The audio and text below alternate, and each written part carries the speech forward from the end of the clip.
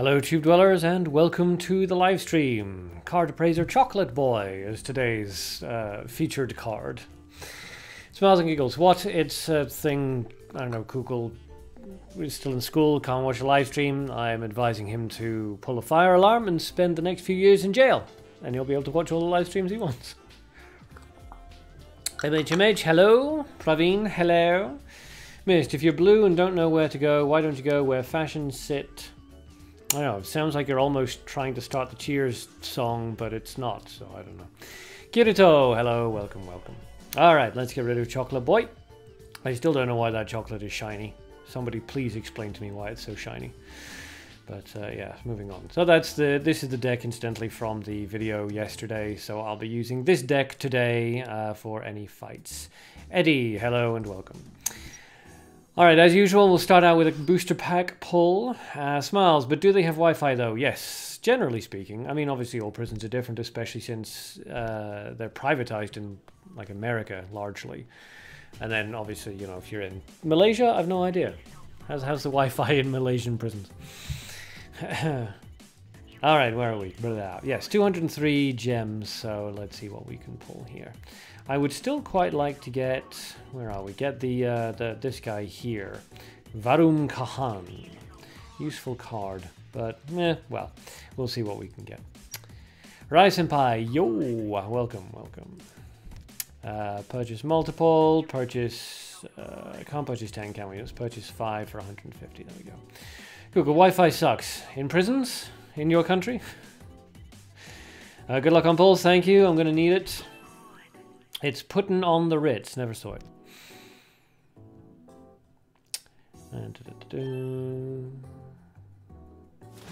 Heard it. Why does he see it? It's a song. I never heard it. Google, plus gotta learn cause pure maths is a bitch. Very true, it is. I did that at university. Not super fun.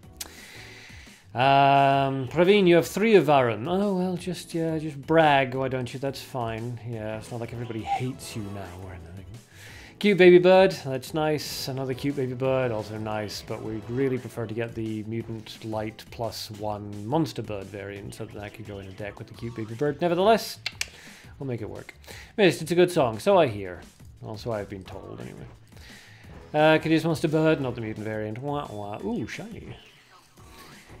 Big Master Chef. Is it? Yeah, okay. Ultimate Reversal Time. I already have like 1 billion of the original print of those. No big deal. Animal Lover Christy. I don't think we had her before, but again, unless it's the +1 version, it's not so great. And Renaudi. Oh, another shiny. Yeah, so many shinies. Incubus. What's this? Oh, this guy. Yeah, such a weird card. It's so utterly useless. Very weird. One more, not shiny. Flame Mission's always fun.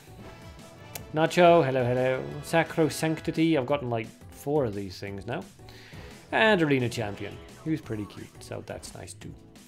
Okay, so nothing super awesome amazing, but let's see if we got any gifts off that. No, but we did get the mana -1 with Xena, so that's something. Sabrosona, hello, welcome to the stream. And hello to all from Samurai Quack as well. If I don't show him on stream, I get harassed in Discord afterwards asking where he was. Okay. Alright, we didn't get any gifts though, which is worrying, so let's go for 1 more of these. Hopefully we can get a gem gift thing off it so that I have something to give away for the sub-battles. Violent Alpaca, Incubus, Ultimate Gates of Hell, blah, and Trist. And we got nothing. Nothing. Oh well. So, what did we get there? Yeah, that was given to us. We got a bunch of 4-star cards, which is okay. Couple of cute baby birds, an arena champion, so that's not bad. Flame mission's always good, but I already have like 1,000 of them. So nothing amazing, but nothing truly appalling there either. Okay, good, excellent. Alright, so as always, now that we're done with the booster pulls, sub-battles, challenging me, or deck code reviews. So if you would like to challenge me to a fight, this is the deck that I'll be using. Just send me a battle request whenever. If you would like to fight other people in the chat, then please put your in-game name in the chat, there or there or there or there, wherever it happens to be on your particular screen. And if you would like me / the chat group as a whole to take a look at your deck and sort of advise on how you could improve it, or simply just go, ooh, that's so cool, then please put your deck code into the chat, wherever it happens to be. Praveen, there was a time when you opened a booster and it shines, you were definitely going to get a good card, but now if it shines you get nothing. Well, yeah. I mean, it used to be if it shone, you know, you were pretty much guaranteed like a really nice 4-star, really nice 5-star, but so it goes. So it goes. Pojechini, hey, how's it going? Alright, so yes, if you challenge me, this is the deck I'm going to be fighting with. Normally with the sub-battles we get gems, but I have no gem gifts to give away. It's very sad. A gift from Wisalathi. Thank you very much, Wisalathi. I appreciate the gems. Leek, 30-second ad. What, in front of the live stream or what? Is blank Heartbroken, I see, is willing to get involved in a sub-battle. If anybody wants to challenge Heartbroken, we'll say, please put your in-game name down there. Now, who should we remove? I guess I'd prefer actually not to remove Duel Bunny, high-rank player, so yeah, 30-second ad at the beginning of the live stream. Oh yeah, that sucks. I have no control over that, unfortunately. Who do I not particularly recognize? I recognize everybody. Yeah, Bogar. 17 hasn't been around in 10 days, so... Goodbye. Praveen, you've got to go already. Well, thanks for stopping by for the 5 seconds. And I'll add Heartbroken. For those of you who don't know, if you send me a friend request while I'm live streaming, I guarantee to add you to my friends list. If you send a friend request to me outside of live stream times, maybe not. I do get a lot of friend requests, so I can't add everybody, unfortunately. But Jetchany, I'm still looking for White Tris +1. Until I get that, all shops gonna be stocked 24/7. Dun dun dun. A White Tris +1. Feels like you're leaning towards a gimmick deck there, buddy. We may have to set fire to you. Alright, so while we're waiting for somebody to jump in and say they're ready for a sub-battle or fight me, we'll just jump in and run some standard fights with the deck that was in the Mabinogi Duel video yesterday. I haven't done my 10 gems on my first victory yet, so let's give this a try. I really hope I've got the right deck and hero selected. I may not, let's find out. No, it seems alright, good. Korean player, can't read the... symbols, radials, radicals, hieroglyphics. I don't actually know what they're called. Kanji? Is it still kanji? Is it kanji for all Asian kind of symbolism languages? I don't know. Cool, make a Grim Reaper deck. Don't need to make one. Already made one. Yeah, that's just off. It was the Clockwork Reaper deck. 50% of the people thought it was the best deck ever. 50% of the people tried to rip my head off because they couldn't pilot it. Rudy, hello. Nix, hello. But Jetchenio knows it's just that it's so rare, must have it. Oh, fair enough. Cartoon-ish. Hangul. Is that hello? Okay. Hangul. Alright, what the hell am I doing? I've got to focus here. Let's drop this. Blank, does anyone know how to get L, the hero? I do not remember off the top of my head. Yeah, I don't remember off the top of my head, unfortunately. It used to be recorded in the wiki, but when the unofficial forum exploded, the wiki kind of went bye-byes as well, unfortunately. Sabro, seen a lot of +1s, always 1 million or more, but those are not the white ones. Yes, that is the problem. Now, our buddy over here is playing it super defensively, so let's apply just a little bit of pressure. Let's see. No, it's what the Korean alphabet is called. Okay, Hangul. Okay, cool. I didn't know that. That's excellent. Learning something new every day. That's the best way to live. Vampire? Really? Odd choice. Okay.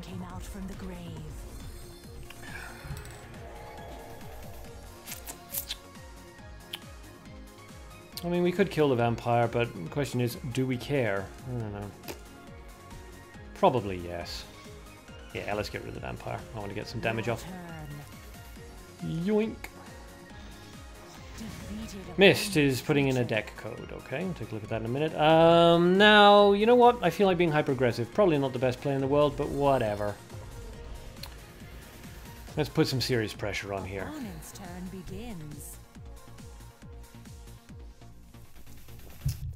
Our opponent's been throwing out some weird stuff, so we can't really predict what's going to be happening here. Hunter Piole onto, I assume, the Ambush Vine. Yeah, we don't really care about that. It's not our heavy hitter anymore. That served its purpose by pushing the Crusader out of the way and forcing a removal spell. So Piole will kill the Ambush Vine for no cost, but who cares? I mean, the Ambush Vine only cost us 2 resources to play. And we get a massive boost there. We're going to charge up and level up. That's going to be a tasty 13 damage. Lovely. Oh, it's juicy.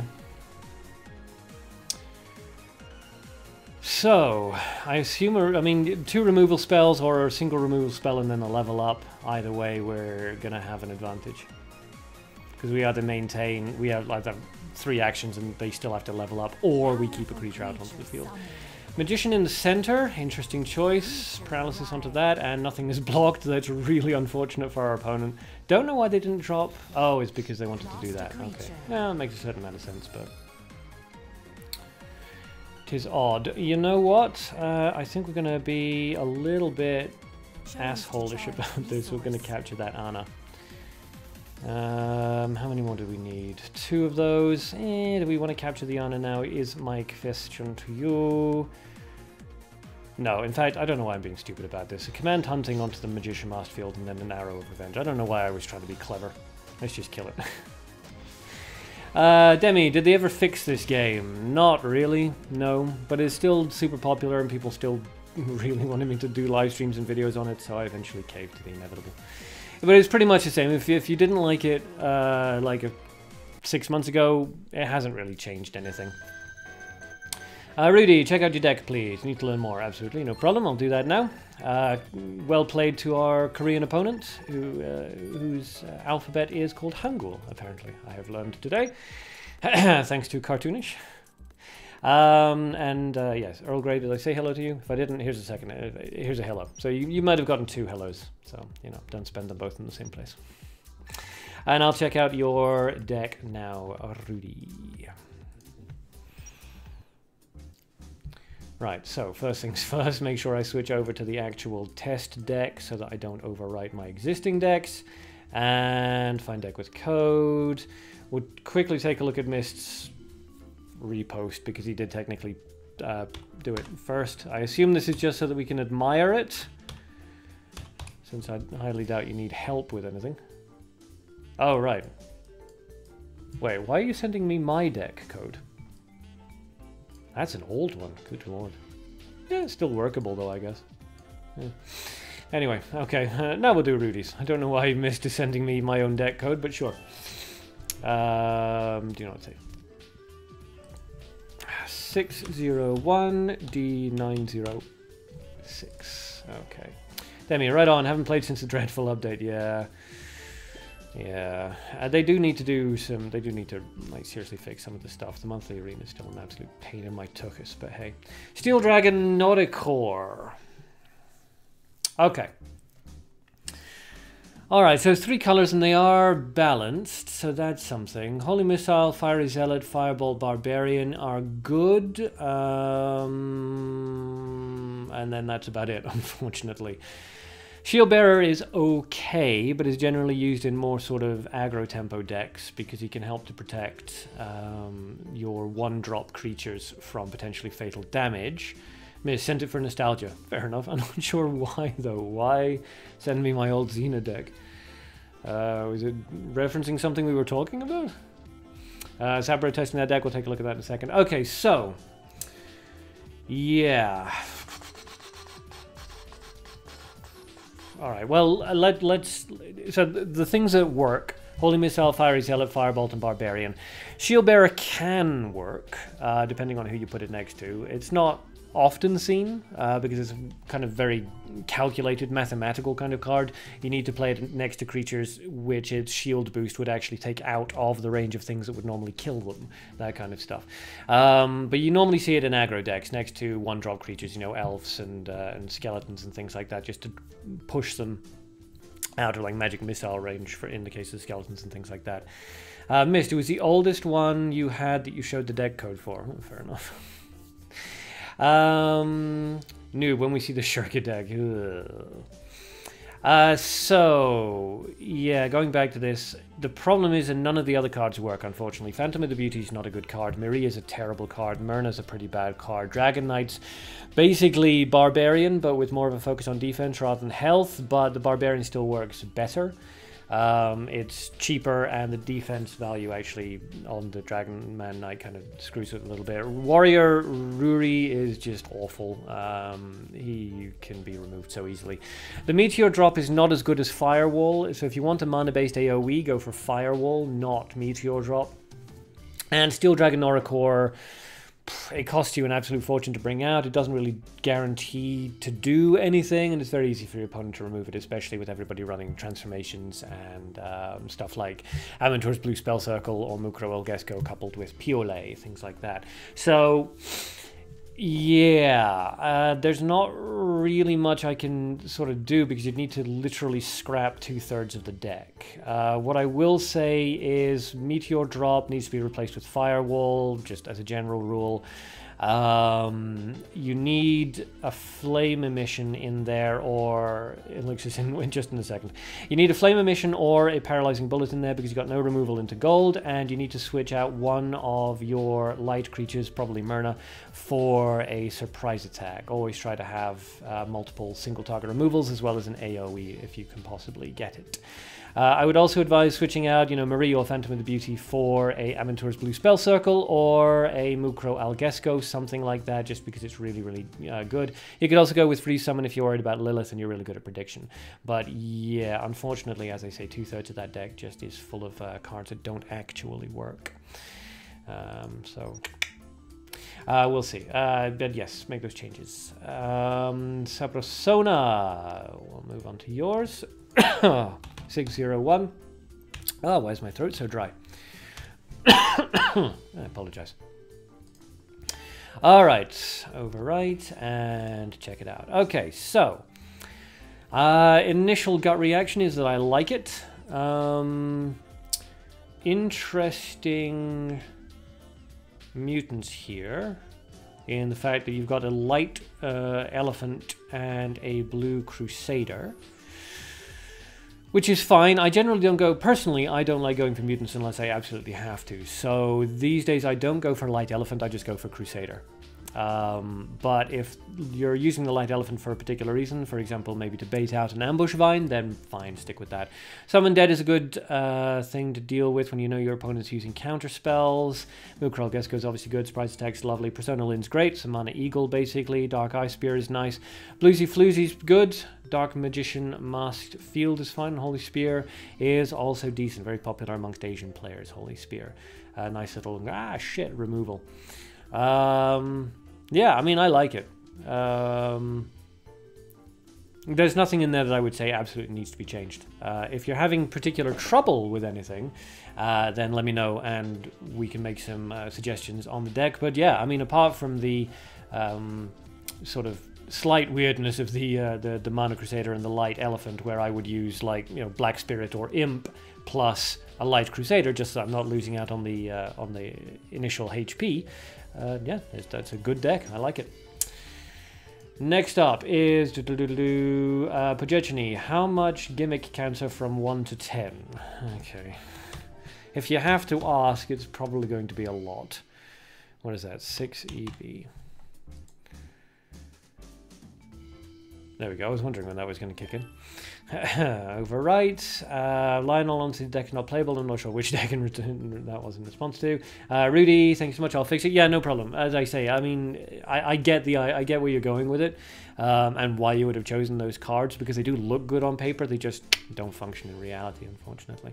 Earl Grey, could you also take a look at a deck I created this week, please? Absolutely. Yeah. I mean, just post your deck codes in there if you want me to take a look at them. Okay, so this is Pogechny. How much gimmick cancer?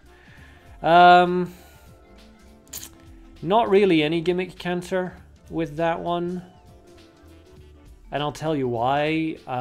Because about 80% of the time that deck's going to get its ass kicked.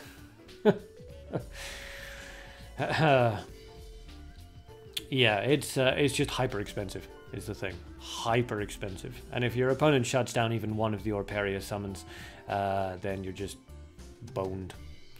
Magician Mask Field is really nice. It's an excellent little sort of spawn thing. The issue with Magician Mask Field is that he can't be like your go-to kill, because even combined with Anna, even at level 3, they just don't output that much damage. By and large, your opponent can kind of ignore them half of the time. You know, kill the Magician Mask Field, block the Anna with something, because she's got appallingly bad hit points, and yeah, no big deal. Double Magician Mask Field is always fun, because obviously one Magician out on the field, and you bring another one, you've got 2 Annas. So long as one Magician survives, both Annas will survive. It's fun, but since it's so heavily weighted onto the end there, yeah, it's not gimmick. I wouldn't say that's a gimmick deck, because it's just too easy to shut down for a gimmick deck. Evil Bard, hello, Sabro. Oh, it's not too much cancer. Nah, it's not much cancer. Oh no, Pajechini, imp counter traps though. What do you mean imp counters trap? Oh right, I see. So if somebody drops, if you're looking for something that's going to counter traps, you don't use imp, you use share. So you could go with a Mana Arrow of Revenge, put that in that place, and then go for a Dark Share. That's a much better way of countering traps, because your imp's going to be competing with resources with your Magician Mask Field over there. As I said, I mean, the thing with Magician Mask Field is he's a lot of fun, he's good control, but you also need other creatures out there onto the field in order to give him support, because by himself he's not going to win you any matches. Missed. SMTV Pro Tag confirmed for Smash 5. Oh, fair enough. They're just doing all kinds of stuff with Smash, aren't they? Alrighty, friend request from Pravinji. Okay, I will add you now.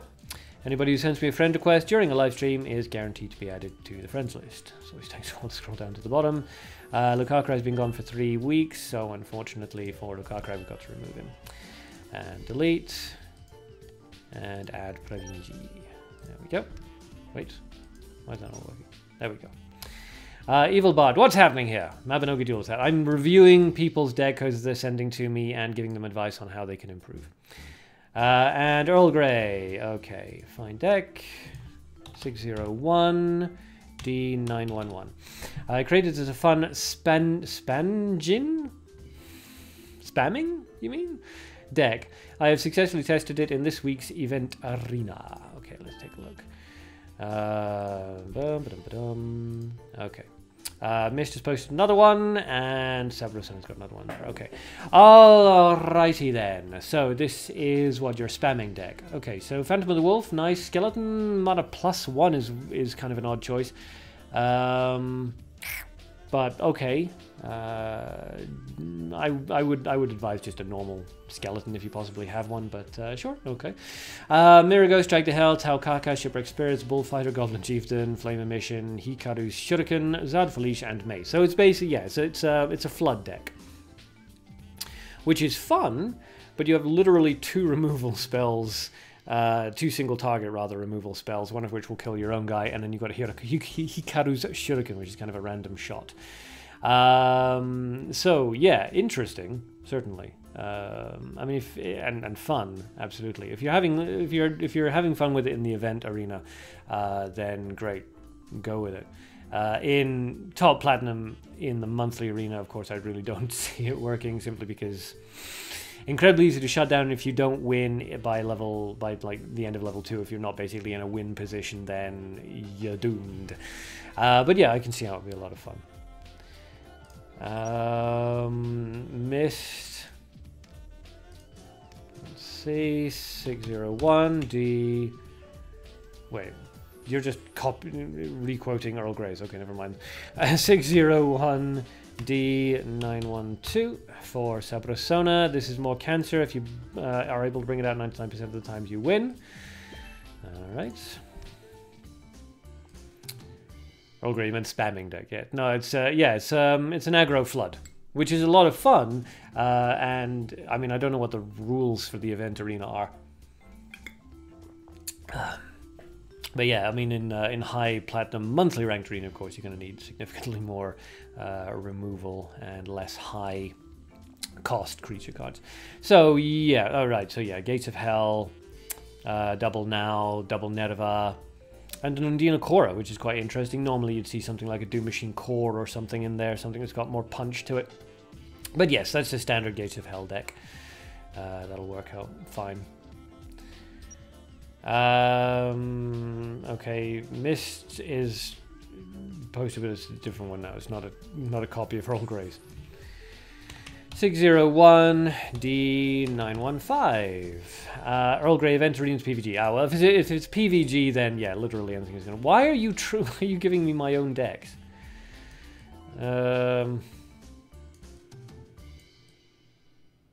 Yeah, I think that. What was that? That was like. Why would I have created that deck? That's weird. Hold on a second. 601 D915.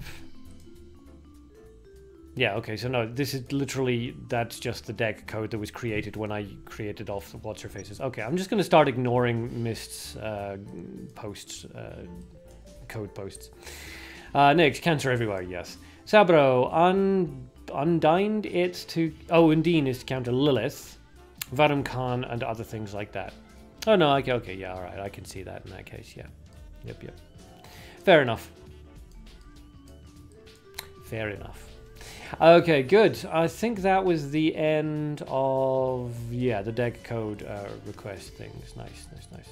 Missed, got him. Yeah, congratulations. I trusted you to behave like a decent human being and you proved that you weren't.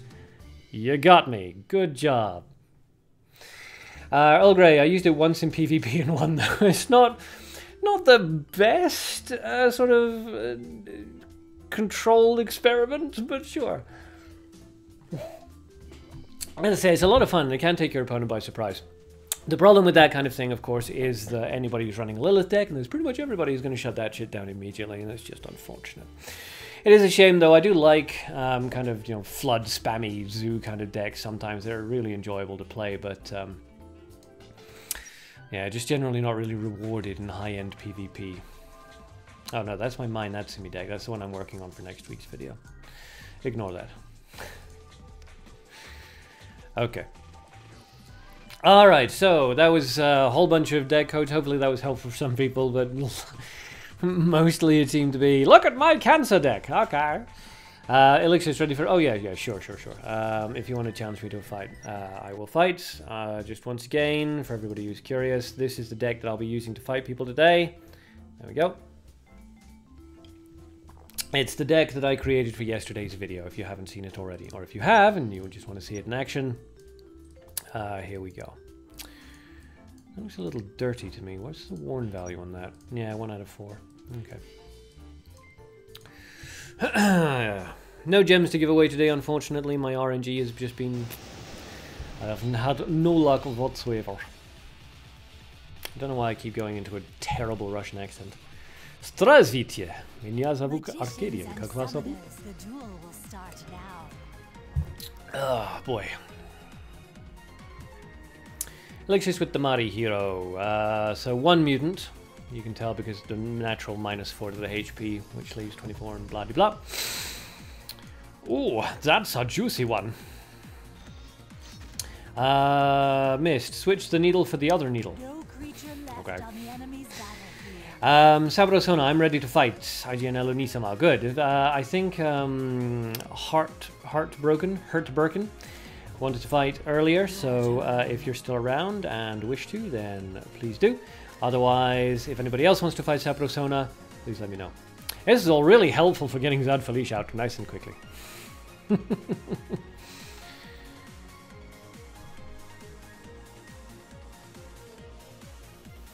It's nice to see people using Lady Share +1 though. I really like Lady Shares. Okay. It forces me to do stuff. So let's do stuff. Nice. That'll work.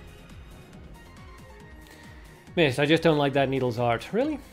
No, it's in the grave. I can't check now. I quite like them both. I like the elegance of it. Good.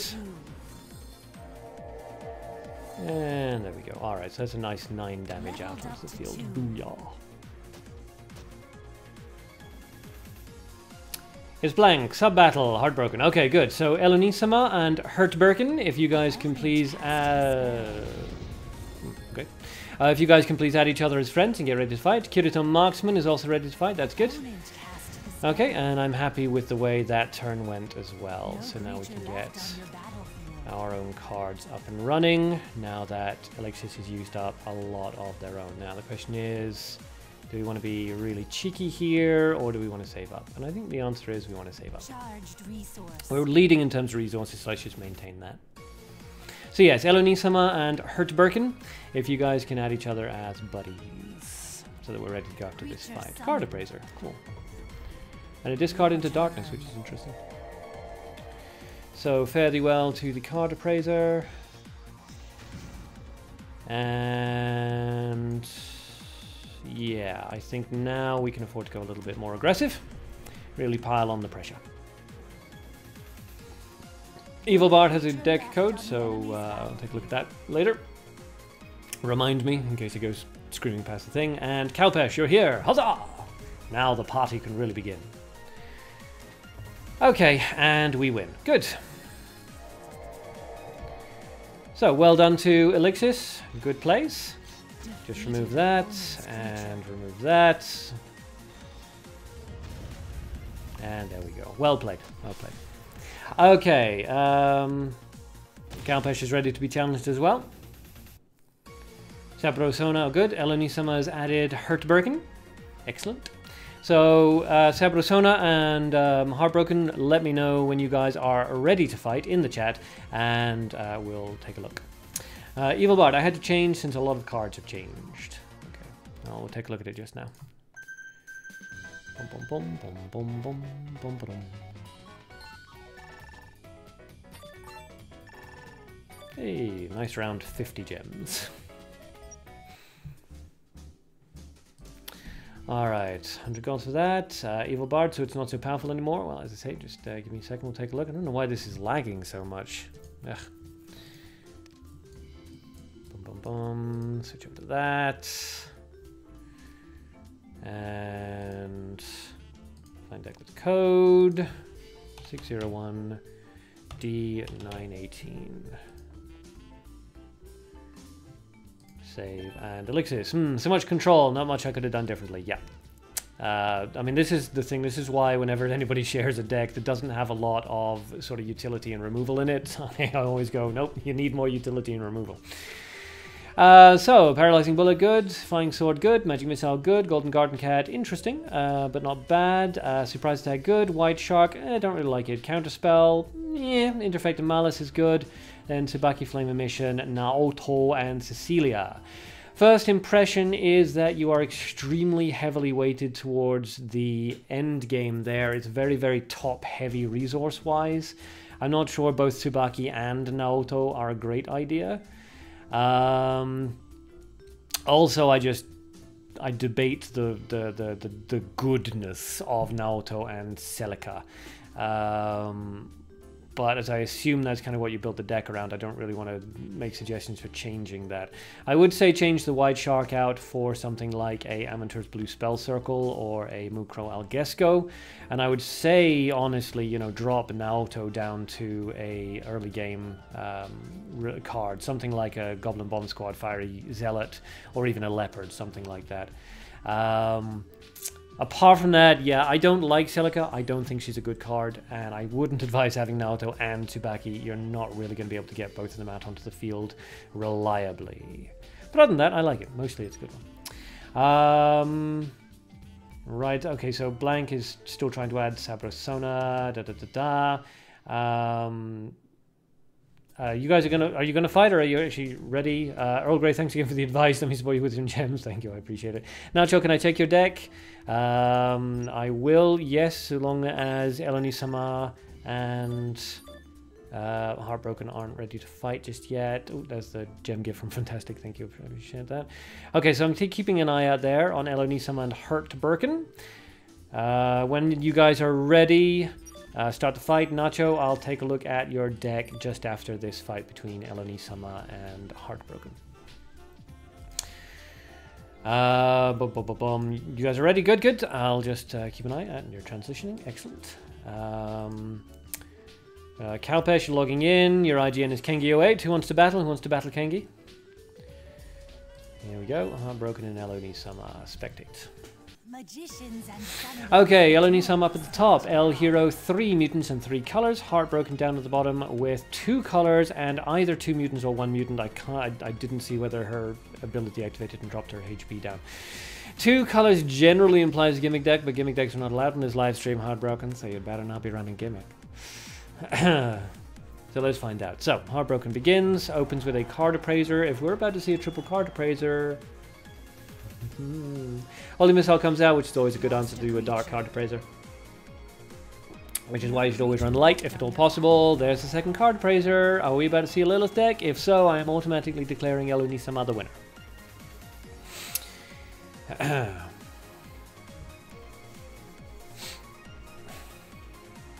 Well, Yellow Nisama can remove that with a surprise attack, which is what she's doing. Good.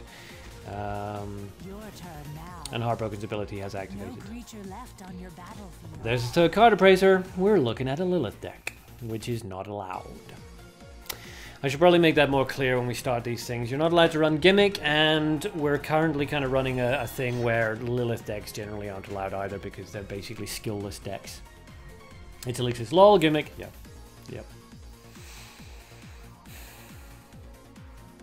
Yeah. Which is kind of the problem with Lilith in general. Quite apart from the fact that she's just a ridiculously broken card, the main problem is that you can always identify her decks, like, immediately. Triple card appraiser, boom, it's Lilith. You know, you just know it from the start. It's Lilith. Triple card appraiser. If you're running Lilith, you're always running triple card appraiser, and if you're running triple card appraiser, you're always running Lilith. It's blank. Didn't know gimmick decks wasn't allowed. Sorry, that's okay. I kind of assumed that everybody knows this, but that's because, you know, back before I stopped doing the live streams, it was just kind of a known rule. Gimmick decks aren't allowed because people just don't like watching them. They're really, really boring to watch because they don't require any actual skill. There's no sort of skill play when you're running a gimmick deck. It's literally just going down a checklist, do this, do this, do this, do this, and then I win. Or if you get disrupted, you lose. So it makes just for some pretty boring battles, really. People prefer to see more sort of unique and individual decks. Cowpash, Resurrect deck? No, it's, well, yes and no. It's a Lilith deck. Nyx, counter L. Well, L's counter Resurrection decks, yes. Chris, this is Chris Hansen from Dateline. Can I look at your deck? Sure, if it doesn't lead to me being arrested for anything. Talix, I'm tempted to sell my Lilith just in case they ever nerf her. Well, yeah, I mean, she doesn't go for that much, weirdly, on the stores. On the player stores at the moment. But, yeah. I mean, I have a Lilith and I'm going to keep a Lilith just because I like to have at least one of every single card, but I'm not ever going to actually use Lilith. She's just...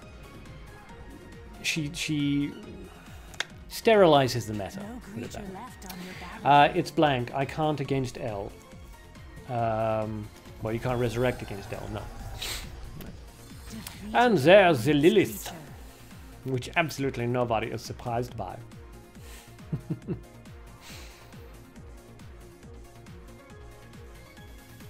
Wow. So she'll have a little dance of Samurai Quack.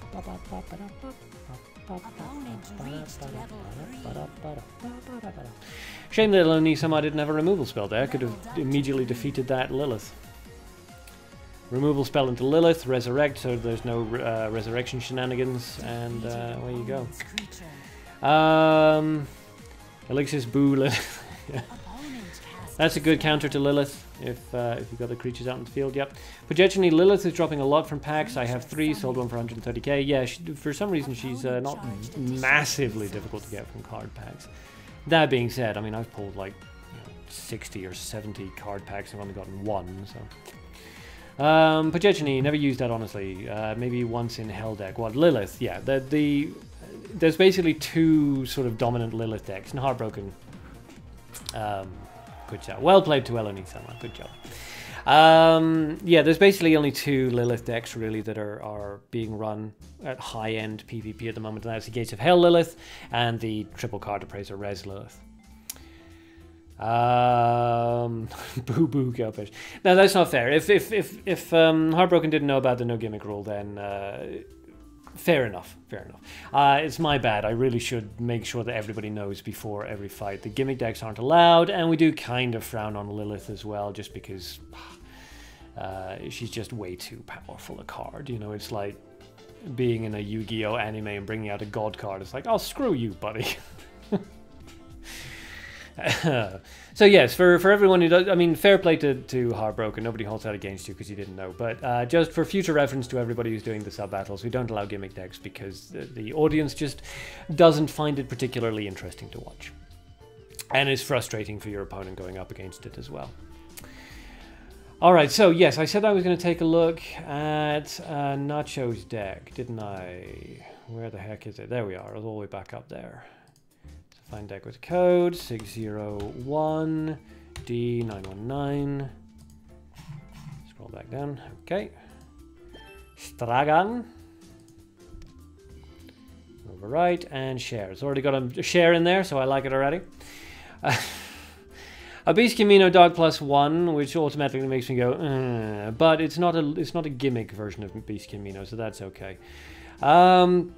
Looking at it, yeah, the only issue that I can see with it really is the White Shark isn't great. Better would be a Mana Vampire +1 instead of the White Shark, and then a Hellhound instead of a Vampire.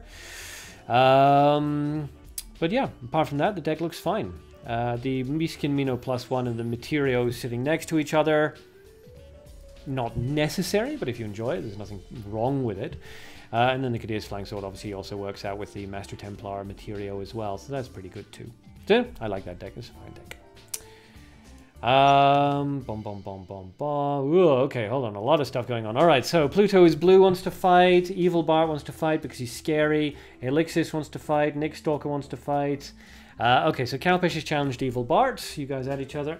There's a lot of people asking to do battles, I'm going to start writing it down on my ubiquitous post-it notes. Forgot what they're called now. Pretty sure they're post-its. Okay, so Calpesh is going to fight Evil Bart. Let me just write that down. Make sure you guys are added as friends, and then let me know when you're ready to fight. Let's say Pluto versus Elixis, because you guys fought you guys said it first. So Pluto is blue versus Elixis.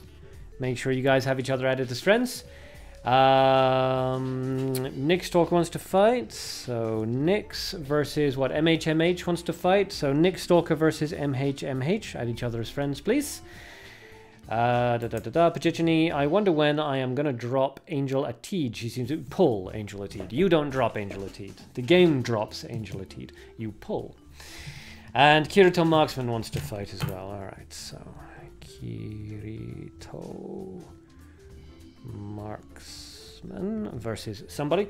Alright, so far we have Calpesh versus Evil Bart, and then Pluto is blue versus Elixis, then Nick Stalker versus MHMH, and then Kirito Marksman versus Sabrosona. Who's actually Eloni-sama. Whew. Okay. The fated rematch between Pluto is blue and yeah. Okay. Chris, it's your deck. Elixis, yep, you guys are going second. Evil Bard, let me know when. I'm only on my phone. As far as I'm concerned, you guys can go any time. So Kengi or Evil Bard, just let me know when you guys are ready to rock and roll, when you guys have each other added as friends. And I'll just quickly change over to Chris Hansen's deck here, just to give it a quick 1-7. What is that? 8-9-7. Yep. Overwrite. Good. Okay. Just a quick check to make sure Kengi's not fighting yet. Not yet. Calpesh, okay, send me a battle request. Okay, those guys are ready. Alright, so quick. Newbie Duelist. Holy Missile, Golden Bomb Squad, Hunt, Barbarian, Eagle, Meester Sanat, Flame Emission, Beast Camino, Musician Gaiman, and Capture. Okay, quickly then. Newbie Duelist is really only for aggro decks. This isn't an aggro deck, so I'd advise removing Newbie Duelist and replacing with an Elf, an Elephant, or... no, really Elf or Elephant would probably be best. Earl Grey, you can also get a teat from the cat shop for 50,000 golds. Also good.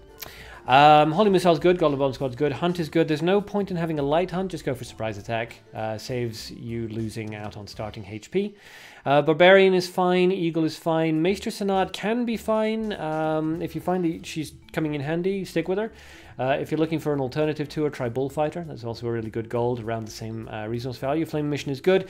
Beastkin Mino, unfortunately, is not good unless it's the +1 variant, and ideally you do want it to be dark +1 variant for various reasons, but light +1's okay as well. And the Court Magician Gaiman doesn't really work unless you're running her in a combo stream. I understand why she's there. It's for Mino, but Mino's just, you can't bring them both out. They're competing for resources. So you really want to bring Mino out. You really want to take Mino out and then you replace Gaiman. We'll come back to that in a second. These guys are transitioning in. But yeah, you generally want to run... Oh, now they're out again. Okay. Something cancelled? Yeah, okay, well, Kavish was in and now isn't. So, okay, we'll just quickly go back to this. Yeah, so I'd suggest replacing Beastkin Mino and Gaiman, obviously, because those two just aren't going to work too well together. Capture is fine as well. As for replacements for Mino and Gaiman, you can do pretty much whatever you want. I'd suggest replacing one of them with a Crusader, just for an early game light drop. And then you can use, the last one could be basically whatever you want. Arena Champion is good, Seigi is good. Anything really that's a nice light finisher. Okay, quickly jumping into Kengi's fight. Kengi and Evil Bart's fight. Okay, so Evil Bart up at the top. Tina hero, which is cool. 1 mutant and 3 colors. Kengi down the bottom with the L hero, 3 colors and 1 mutant as well. Separasona, I would put a Holy Spear. Holy Spear is also fine. My suggestion for a creature was really because they didn't have any actual finishers in their deck. But yeah, if you want to go with chip damage, then absolutely, Holy Spear's a good replacement as well. So a Light Elephant, which is answered by a Light Elf, so both players basically answering with exactly the same thing. It's going to give Kengi a bit of an advantage in terms of HP, but not a big one. Lionel, will there be a Duel of Summoners live stream? I would be very happy to do a Duel of Summoners live stream, but I mean, looking at it, it's a question of what people are actually going to want to watch is the thing. I mean, looking at my count here for YouTube and Twitch, we're at over 20 viewers. When I do the Duel of Summoners live stream, we tend to hover around 8 to 10. But yeah, I mean, if people start demanding it, I will do it. That's how it works. So, Golden Garden Cat comes out, which is a little bit premature because its ability isn't going to activate until gold is 4 or higher, so it's going to take at least 1 turn, and that's if Evil Bard discards, which he's not going to do, so it's going to be a couple of turns before Golden Garden Cat activates. So, they do keep just pile driving into each other. Kengi's leveled up to 2, Evil Bard has followed suit. Kengi's turn, let's see what he's going to do. Alright, out comes the Magician Masked Field on the far right hand side, of course. Always, always, always put Magician Masked Field on the far right hand side. And a charge up on the second turn. Okay, so that gives Kengi a solid battlefield control there. The Golden Garden Cat has begun to activate its ability, which is fortunate for Evil Bard, so it's begun to pay for its own cost. And now he has a choice. More than enough resources and a decent placement to remove the Magician with a Hunt, if he chose to do that. Which would be a good play there. But let's see. A discard into gold for a Flame Emission, perhaps? That wouldn't be a great idea, though.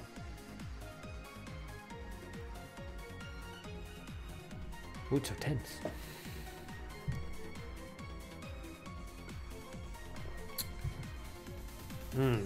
Very tense.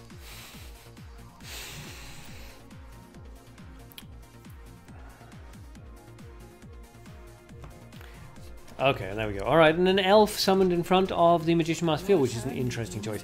MH, you are next. No, you, Elixis and Pluto is Blue are next.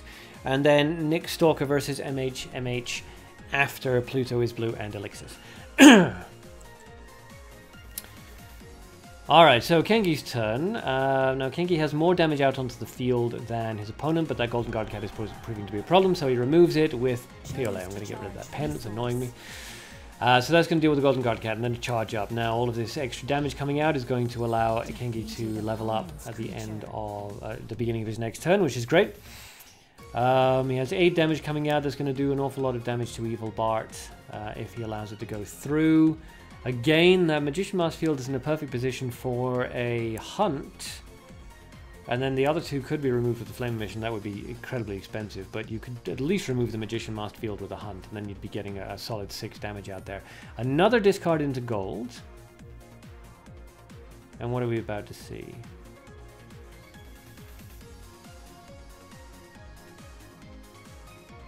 I mean, a hunt onto the Magician Masked Field and then a Fiery Zealot or Golden Bomb Squad in front of the Assistant Anna would have been ideal. Can't do that now because he only has 1 action left. And may not have those cards, although not having Hunt would be bizarre in a nature deck. Oh, and a charge. Okay, so just going to let that 6 damage go through. Kengi's ready to level up. If he wanted to be cheeky, he could level up and then surprise attack onto the elf, freeing up the Magician Masked Field to extra 2 damage, which would take it up to 10. Command Hunting comes out, and that's going to serve exactly the same thing. Now comes the Hidden Spider, which is fine. That doesn't really help or hinder particularly. And Kengi decides to level up. Alright, so that's the 8 damage coming out. Now Evil Bart absolutely has to answer that Anna and the elephant.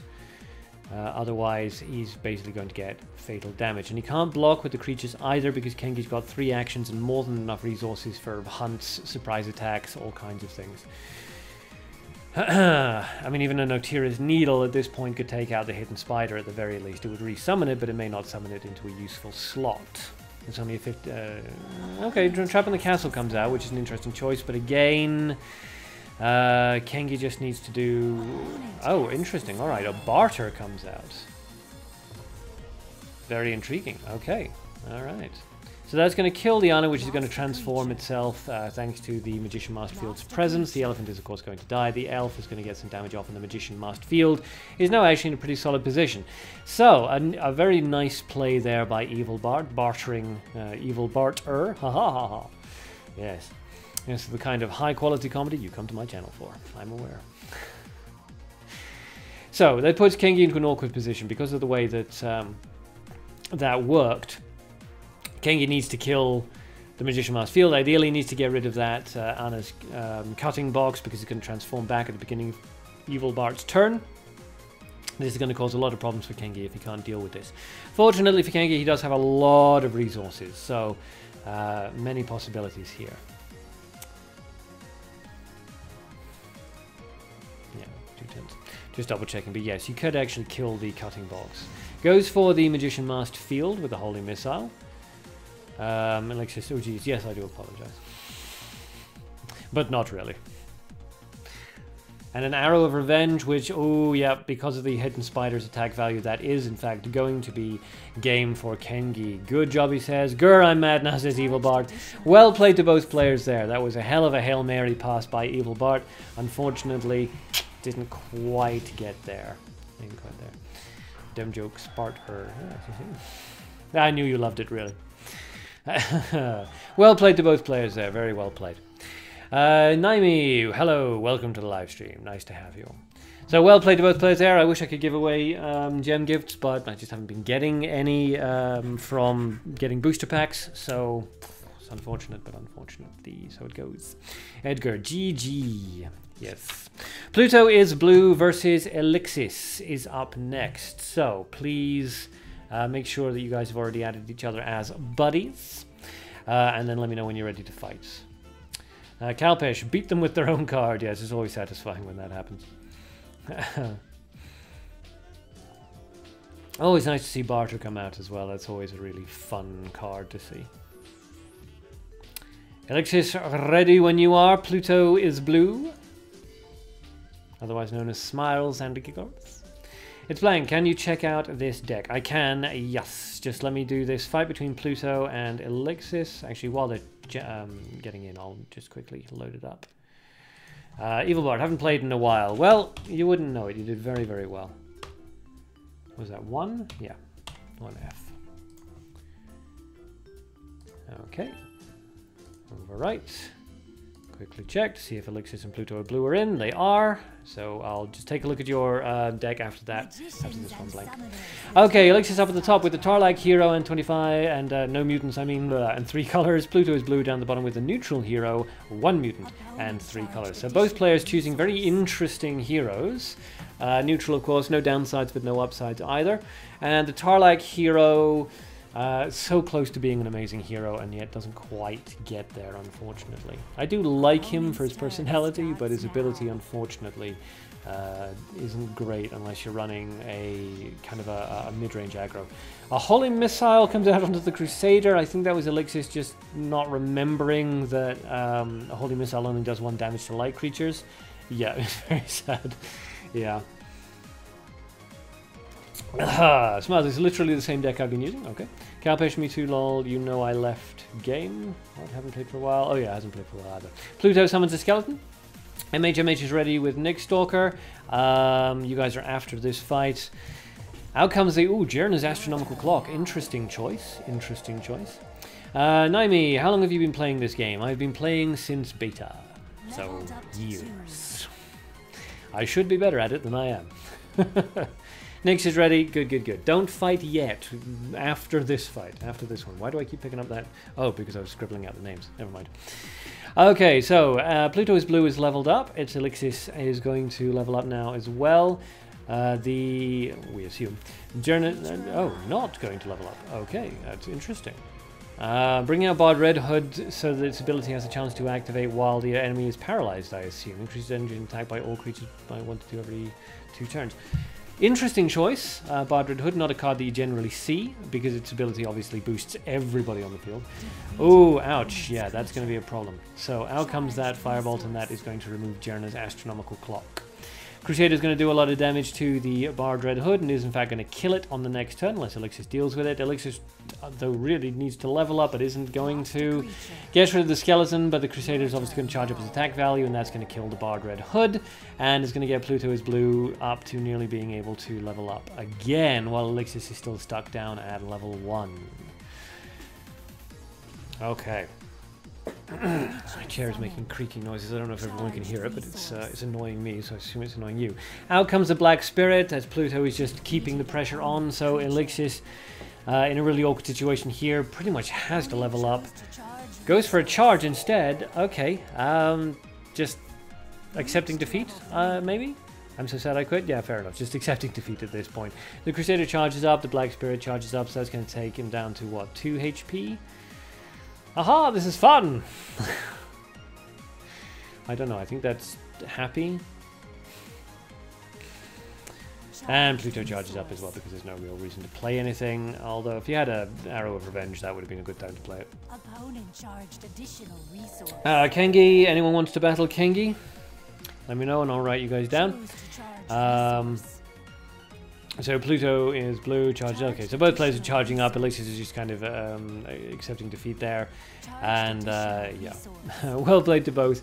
But an excellent example of why you just need to take the damage and level up whenever you can, unless you have a really specific tricksy reason for not doing so.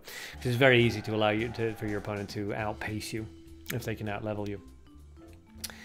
Elixir's messed up, played wrong card twice. It happens. It happens. I mean, as soon as I saw the Holy Missile come out onto the Light Crusader, I was like, oh yeah, I've been there. I've been in that mindset. Yep. Sometimes your brain just goes, that's alright. It happens. Interesting.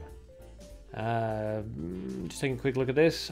First case glance, I like it. Elf Hero Triss, not quite so fond of that choice. It's not super useful, but I can see why you'd put it in there.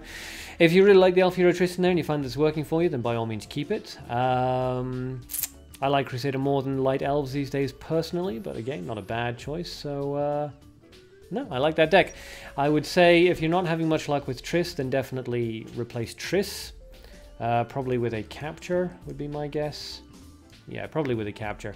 But if you're finding that he's working well for you, then stick with it. Okay, these guys are transitioning. Heartbroken's up for another fight. So maybe Heartbroken versus Kengi. Magicians and summoners, the duel. Alright, oh, okay. Heartbeat, we'll say up at the top, which is MHMH. 2 mutants, Cat Merchant Hero, ooh, Taukaka, obviously going for the aggro plays here. Nick Stalker down at the bottom with 3 mutants, probably, depending on whether or not the ability is activated. A Forest Fire just right out of the gate, interesting choice there. Not a great resource trade for Nick Stalker, but you do want to get those Taukakas off the field. Out comes the Mirror Ghost, yeah, so this is going to be a hyper aggro deck. Let's see how it works. Kalpesh. All happening. Okay, so maybe Kengi versus Heartbroken. Alright. Okay, so Heartbeat discards a card. Those Mirror Ghosts managed to get 4 damage off. Not too crucial, given that Nick Stalker is now solidly leading in terms of level. He's got 2 actions here, and Heartbeat needs to take his next action to level up. So Nyx has got a lot of potential answers here. Goes for a Gold Citizen +1. That's going to counter that guy. And a Dragon's Guardian. Smiles, wasn't that what happened with me last time? It happens to everybody. I mean, you know, even I sometimes throw out a holding missile onto a light creature, or throw out a surprise attack thinking it's going to kill something, and then it survives with 1 hit point, and I'm like, oh yeah, that's wrong. It just happens. No need to apologize, Alexis. Projectiony, let's swap the music, Mr. DJ. Fair enough, we'll switch it over in a bit. Okay, so the first Mirror Ghost was not the real Mirror Ghost, so the Dragon's Guardian didn't get a free 5 damage off. Heartbeat has leveled up and is ready to start the counterplay. Leading in terms of resources, but Nick Stalker has very solid battlefield control. Both characters, when they get removed, of course, are going to... Oh, interesting. Are going to give resources back. So, a Feathers of the Phoenix into Mirror Ghost, which is okay. Hunt comes out onto the Dragon's Guardian, had to, because there was always the possibility that that was the real Mirror Ghost. Crimson, when is the next Mabinogi stream? Monday. Monday, 2 PM UTC. Currently, we're having Mabinogi Duel live streams every Monday and Friday. Cerberus on a Monday, thank you. Fiery Zealot comes out in front of the one of the Mirror Ghosts and a level up, sorry, not a charge. Okay, so the 5 damage directly out. The 8 damage is going to come out onto Nick Stalker. And let's see. Kengi's accepting all challenges. Kengi, you're fighting blank. Heartbroken. Heartbroken. Let's cross this off. Paralyzing Bullet comes out. An interesting choice, because that could actually get rid of the Mirror Ghosts, which it doesn't. That was a fake Mirror Ghost. Okay, and of course the Phantom of the Wolf is supercharging those guys. So Nyx really needs to answer this immediately, or he's going to take fatal damage from Heartbeat's group. Drag to Hell comes out. That's going to give him a little bit of light back. And that's going to kill not the real Mirror Ghost, which is really unfortunate. Nyx is not getting lucky with the real Mirror Ghosts here. That's 3 times now where he could, there was a chance that he was about to kill the real Mirror Ghost and just didn't get it. Crimson, cool. I was thinking about getting back into the game. Well, get back into it. Come join us. And this is potentially going to land a finishing blow. Unless Fenny's ability activates, and Fenny's ability always activates. But let's see. Dun dun dun dun dun dun dun! It did not activate. Oh, unfortunate for Nick Stalker. Heartbeat manages to land the finishing blow with a very interesting Taukaka, Mirror Ghost, Phantom of the Wolf, Hidden Spider, Feathers of the Phoenix deck. An interesting kind of aggro cycle deck. Very, very cool. So well played to both players there. And next up is Kirito Marksman versus Sabrosona Elonisama. And yes, I think I basically said everything that needed to be said on this deck. I like it. It's a good deck. I'm not sure about the Triss personally, but other than that, I like it. It's good. Alright, so we are waiting on Elonisama and Kirito Marksman. Who I am pretty sure, yes, Elonisama at the very least is on my thing. Earl Grey, what H-Bear plays looks a bit like the deck I showed before. I have no Phoenix Feather in it though, maybe I'll try that. Yep. He also had some nice sort of counters. It's Elixir. I like that aggro deck. I liked it too. That was a nice aggro deck. Yep. Okay, looks like Elonisama is transitioning. Just wait for this. We are fighting, so yes. There we go. Good. Spectate. Next, see you. I go to hospital. Not for anything serious, I hope. Good luck. Kirito Marksman up at the top, Tina Hero, Skull Hero, sorry, not Tina, with 1 mutant. And Elonisama down the bottom, L and 3 mutants. Opens with an aggressive skeleton. Elonisama not masking their deck. So if anyone's interested, that's the deck. It's actually the deck that they showed earlier on the stream, so that's pretty cool. Kirito Marksman discards a card into the grave, so let's see what that is. Light Elephant, yes, it was an Ambush Vine. Okay, so Light Elephant comes out, the Ambush Vine comes out in front of the Light Elephant, but the Ambush Vine will not, in fact, kill the Light Elephant before the Light Elephant can kill the Ambush Vine, which is nice. Alex says, Nix, would you share deck code? Maybe once he's out of the hospital.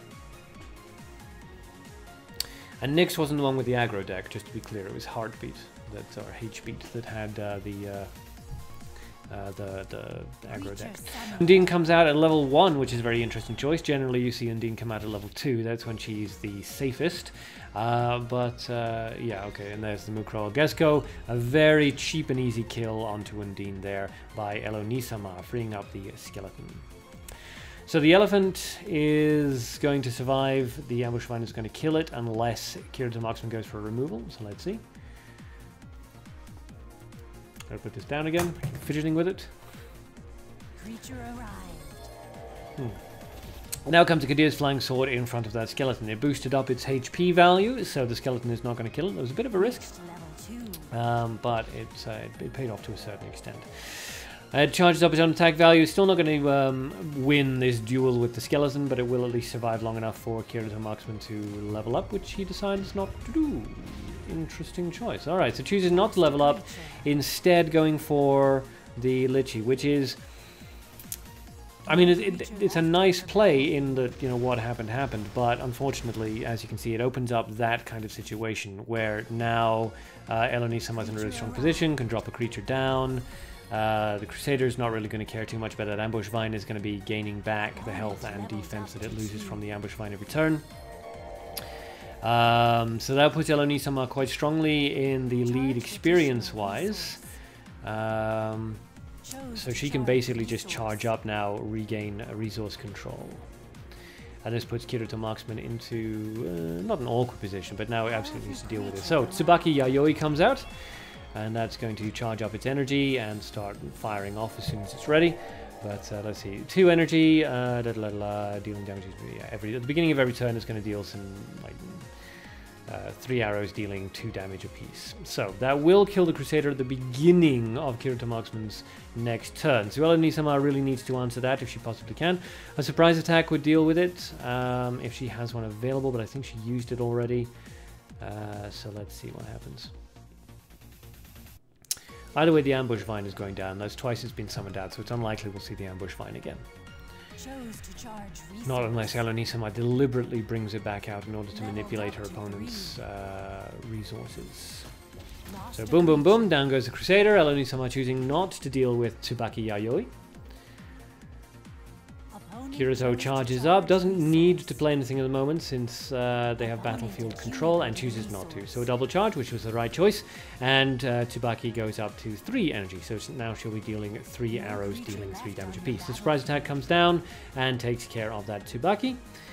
And what is Elonisama about to do? Could bring out the Magician Mask Field if she wanted to go for kind of an all-in attack, or could decide to charge up twice in order to just try to regain resource parity and force her opponent into something reactive. So, out comes the Magician Mask Field. That triggers the Ambush Vine again, which drains Kirito Marksman down to basically no nature resources. And of course that Ambush Vine isn't really going to do anything to the Magician Mask Field. So, what is Kirito Marksman going to do? Does have enough resources to damage the Magician, could transform it if they have Mukro Algesco or the Aventur's Blue Spell Circle. Goes for a Mana Holy Missile, that's also good. The Ambush Vine's going to take care of that very quickly then. Boom, down it goes, leaving Assistant Anna alone on the field. Now that 8 damage is nothing to sneeze at, but it's not going to be enough on its own. And of course, Anna is now in a very, very awkward position. Best play for Elonisama in order to protect her highest damage dealing creature would probably be to bring out Bluesy Floozy, honestly. But she chooses not to. So let's see what she goes for instead.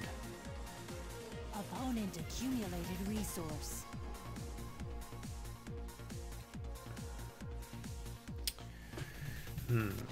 Okay, out comes Lynn, and that takes care of the ambush vine, dropping that right back into the grave. And the Holy Missile comes out in order to weaken the leopard enough for Anna to land the finishing blow. An interesting choice, because Kirito Marksman does have enough resources for a firewall, should they decide to do that. An earthquake, he could get up into earthquake quite easily if they had one of those. A lot of potential removal spells here. Yeah, there we go, there's the Ice Spear. So down goes the Anna, and the Persona Lyn takes a big hit as well. Paralyzing Bullet comes out and deals the finishing blow to Persona Lyn. Both players more or less equal in terms of resources and more or less equal in terms of HP, so it's still anybody's game. Elonisama going for the charge, a defensive play, and a discard into mana. Are we about to see a card play, or was that a counter spell drop? I don't remember if there's a counter play. Bluesy Floozy, interesting to bring it out now. Generally you bring Bluesy Floozy out when you have other creatures on the field, because your air bomb acts as a basically a deterrent. It prevents your opponent from targeting them with any particular spells. But Elonisama has decided to bring out Bluesy Floozy as a solo fighter, so let's see if this works out well for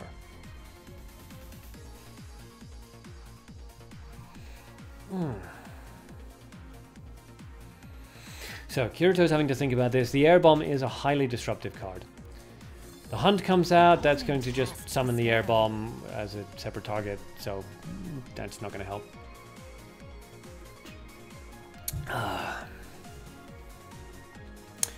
So, Kirito Marksman kind of misreading, I think, let's say, the Bluesy Floozy effect. Possibly hasn't seen it in a long, long time. The Air Bomb does that chargy thing and that it does so well and deals 7 damage to Kirito. Now, if Elonisama had an Arrow of Revenge, now would be a perfect time to use it. Unfortunately, she doesn't. Still, the 9 damage off Bluesy Floozy is going to do an awful lot of damage, and Elonisama doesn't need to do anything at the moment, can just charge up and then resurrect into her hand, so that they have more than enough answers for whatever Kirito Marksman might play out. Kalpesh, I wish I had Bluesy. She is a lovely card. She's a very nice card. Out comes Tsubaki, which is an interesting choice for a block, honestly. But it may work out in this case. Surprised that comes out. We're going to see removal, could see the Ice Spear. Yep, and there goes the Ice Spear, and that's going to do a little bit of damage, but not enough. And Bluesy Floozy is going to now land the finishing blow. So well played to Elonisama there. Good use of the Bluesy Floozy. And well played to Kirito Marksman as well. A very, very close fight. Just an unfortunate misplay there with the Hunt onto the Bluesy Floozy. And that really turned the scales. Evil Bard, I thought no gimmicks. Isn't Bluesy too powerful? No. No. Bluesy's actually a wuss, honestly. If you know how to deal with her, she's very simple to deal with. I used to have her in a lot of my decks, but these days, not so much. She's still a nice card, but she's not as powerful as she used to be. And even in her heyday, she was never unstoppable. Okay, so yes, well played to both. Forgot about Bluesy's effect, yes. There's a lot to read there, because she has this huge long paragraph of text, and then she summons something that has another paragraph of text. There's a lot to read. Alright, next up is Kengi versus Hurt Birkin. It's blank. So, if you guys are still around and ready to fight, and you've added each other as friends, please let me know. So, Kengi 08, as you can see there, and Hurt Birkin, H-E-R-T-B-R-K-N. Make sure you guys have added each other, and then let me know when you're ready to fight. Good game, says Kirito, and I agree, it was a good game. Very, very close. And it's always nice to see these old favorites like Bluesy Floozy making an appearance again. Blank is ready. Is Kengi ready, is the question we ask ourselves. Hey, welcome. I never could read that name. Alright, just waiting for Kengi to kick in. Kalpesh, Bluesy is powerful if you know how to use it. Yeah. She's a good card. She's a strong card. She's not an amazing card. She's a good card, but she's not an amazing card. And she's sure as hell not a gimmick card. She's nowhere near that powerful. Gimmick cards, we're talking like Lilith and things like that. The stuff that absolutely shuts down decks. Okay, Heartbroken up at the top with no mutants. Fenny, hero, and 3 colors. Kengi down the bottom with 1 mutant, L, hero, and 3 colors. Sabro, yeah, I'm still learning. I just bought the card 2 days ago. It's a good card. I like the card. She used to appear in 50% of my decks. I haven't been using her so much recently just because there's so many new ways to counter her, but I may work her back in. Who knows, just for fun. A light elephant comes out on Kengi's side of the field, which is immediately answered by a firebolt, which is of course not a great resource trade on Heartbroken's side, but at level 1, you know, spending 2 to remove a 1 is actually fine. It's not a big deal, especially if the 1 you're removing is an elf or an elephant, which can really just be a pain in the butt. So, Kengi goes for a charge. Heartbroken's turn. Is he going to go for a defense? No, going to go for offensive. Out comes the Taukaka. Tao's hungry. Meow. Well, stay away from my duck. So, an aggro play there from Heartbroken. Let's see how Kengi decides to answer it. Goes with a Piolet that's going to take care of one of the Taukakas. Of course, it's not going to deal with the other one, but hey, you know, you're halving the damage coming out, so it's no bad thing. And he did it for free, because it's Piolet. Talking of cards that are borderline gimmick. Okay, Taukaka gets the 3 damage off, while Heartbroken levels up, which is working out very nicely for Heartbroken. Kengi follows suit, which means of course Taukaka gets another free shot, and Heartbroken can pile on the pressure if they decide to, or can switch onto a defensive footing and start charging up in order to retain or regain resource parity. Phantom of the Wolf comes out, which is an interesting choice when there's only 1 creature out onto the field. There's only an extra 2 damage coming out of Taukaka there. That does allow Kengi to get an early removal on that Phantom of the Wolf, which means it won't really have served its purpose. But let's see what he has to go for. Piolet onto Taukaka. Yes, yeah, I called it before it was even played. Piolet onto Taukaka is an obvious play there, and then a removal into the Phantom of the Wolf would be another obvious play. And there it goes again. Now it becomes a surprise attack, which is really why you don't tend to play Phantom of the Wolf unless you've got a lot of creatures out into the field. Because it's so easy to remove, you kind of assume that it's only going to survive for a single turn. So you really want to just maximize the gain that you get off the Phantom of the Wolf by playing it when you have at least 2, generally 3 other creatures on the field, and you can guarantee that damage coming out. So Heartbroken charges up, and it's Kengi's turn. He plays Magician Mask Field on the far right, and Anna appears on the far left, which works out very nicely for him. Protects against any kind of AoE stuff that may come out. So let's see how Heartbroken decides to answer this. No real easy answers here. The Flame Mission is obviously a possibility, but it's an awful lot of expense to go through just to remove the Magician. Drag to Hell is a possibility, but again, a lot of problems because you could hit the Anna. Pink Squeak has just subscribed. Thank you, Pink Squeak. I appreciate it very much. So Heartbroken brings out the Suspicious Peddler in front of the Magician Masked Field just to take away that 2 damage that's coming out, and to deter any sort of removals onto the Suspicious Peddler, because that would drop obviously the spells into Kengi's grave. The Anna is going to get that 6 damage off, and that's going to be quite painful. Kengi going for an aggressive play there, doing the Elf and then leveling up to 3. So Anna gets the 6 damage off, the Suspicious Peddler gets a little bit of damage taken off, and it's Heartbroken's turn. So let's see what he decides to go for here.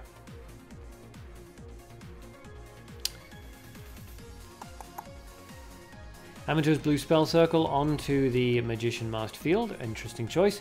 And then are we going to see a removal? We're going to see a Hellhound. Also an interesting choice. So that's going to remove that frozen creature immediately. Put Anna down to 1 HP. The Suspicious Peddler is going to manage to get the 5 off. Naomi, I mean, you just subscribed. Thank you very much, Naomi. I really appreciate it. Suspicious Peddler does get the 5 damage off, and Heartbroken plays another aggressive card, Leopard, not as a block, but as an actual aggro creature. When you have HP advantage like this, you can in fact ignore, as Heartbroken is doing, other creatures on your opponent's side of the field, and just play more aggressively. It forces your opponent to respond, rather than capitalizing on any advantage they may have. And of course, generally, you don't want to block a creature with another creature as well. That's just a bad idea 90% of the time. Out comes a Holy Missile that takes care of that Hellhound for significantly less than its cost. So a nice resource trade there for Kengi, who is doing very, very well resource-wise, even though he's lagging behind just a little bit in terms of HP. So that's 10 damage is going to come out. The Piolet is going to remove that Suspicious Peddler. That Piolet having removed 3 creatures now, all for free. The Vampire comes out in front of that Leopard and drains its HP values. So Between the Piolet play, the removal of the Hellhound, and the Vampire being placed in front of the Leopard, Heartbroken's strong battlefield presence has been whittled down to almost nothing, and he's in a very awkward situation. A Flame Emission here would actually be good. That would take care of the Anna and the Elf and significantly weaken the Vampire, but it depends on whether or not Heartbroken is running Flame Emission. Generally, if you're running gold, run Flame Emission. It's just one of those rules. But he may not have it. So charge, and it goes into gold. 2 more actions. Can't really let this go through because chances are Kengi's going to remove the Leopard, and that's going to just do 17 damage, which is going to be ridiculously high. Goes for a secondary charge. Maybe he's not going to go for any kind of removal on these. Oh. With the long pauses in between each charge, it seems like Heartbroken doesn't have any obvious answers here. Okay, so he pulls out the Vampire, which fortunately for him goes in front of Assistant Anna. Vampire's going to hang out this entire turn, and then it's going to deal its damage and go back onto the enemy, back to Kengi's field rather, on its next turn. But is Kengi going to let that go? The Piolet comes out, and that's going to take care of that Leopard. So what is that? Piolet's killed like 4 things now for free. Ah, Piolet.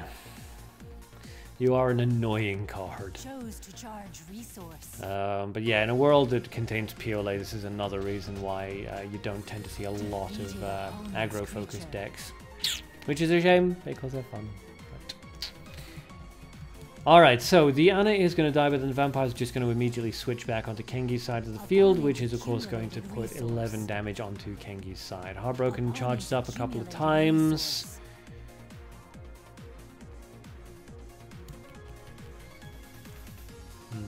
This is an awkward situation here. Because that Vampire is going to go back. You can't stop that from happening unless you kill it yourself, and you don't want to kill it yourself because then Anna would be free and it's just a whole mess. So that's 11 damage onto that's coming out of Kengi's side, and that's going to take Heartbroken down to 7 HP, which is not great for him. Out comes the Arrow of Revenge. It's not going to be quite enough, but okay. So that's going to take Heartbroken down to 1 HP. Charged resource. I'm not saying good game, but it's 1 HP. That wasn't fatal damage. Kotagun, hi Ark, hello, welcome to the live stream. Okay, so Heartbroken has a chance of turning this back around now. He has a lot of resources there, and also Fenne's ability could, of course, activate, so you don't have to kill both. Going for a double charge, going for a triple, just going to let Kengi have this? No, going to go for the Goblin Shredder, that's going to take care of the Elf. Interesting that you went for the double charge. Nothing to block the Vampire with, I assume. Interesting, interesting. So, Kengi can... Yeah, I was going to say, Kengi can just sort of play this, you know, blasé and just trust the Vampire's going to launch his blow, or can do something, and now comes the Taylor Michele. Always nice. So that's going to be the Vampire, has a really good chance of killing Heartbroken now, and if not, then there's a further 3 chances on the next turn. Evil Bard, is this the last match? I'd like another. It's the last match that we have written down, and Fenne survived. So, okay, Heartbroken does have a possible chance of turning this around. If he had Firewall, now would be a really good time to use it, but doesn't seem to have used any AoEs so far. So, yeah. Interesting. So yes, if anybody would like to challenge Evil Bard to another sub-battle, post your post your in-game name rather in the chat. MHMH wants a match. Okay, so Evil Bard versus MHMH. Make sure you both have each other added as friends, and that I have at least one of you added as friends. Okay, so Heartbroken resurrects from the grave, which is obviously perfectly safe. Hellhound comes out, that's not really going to do anything.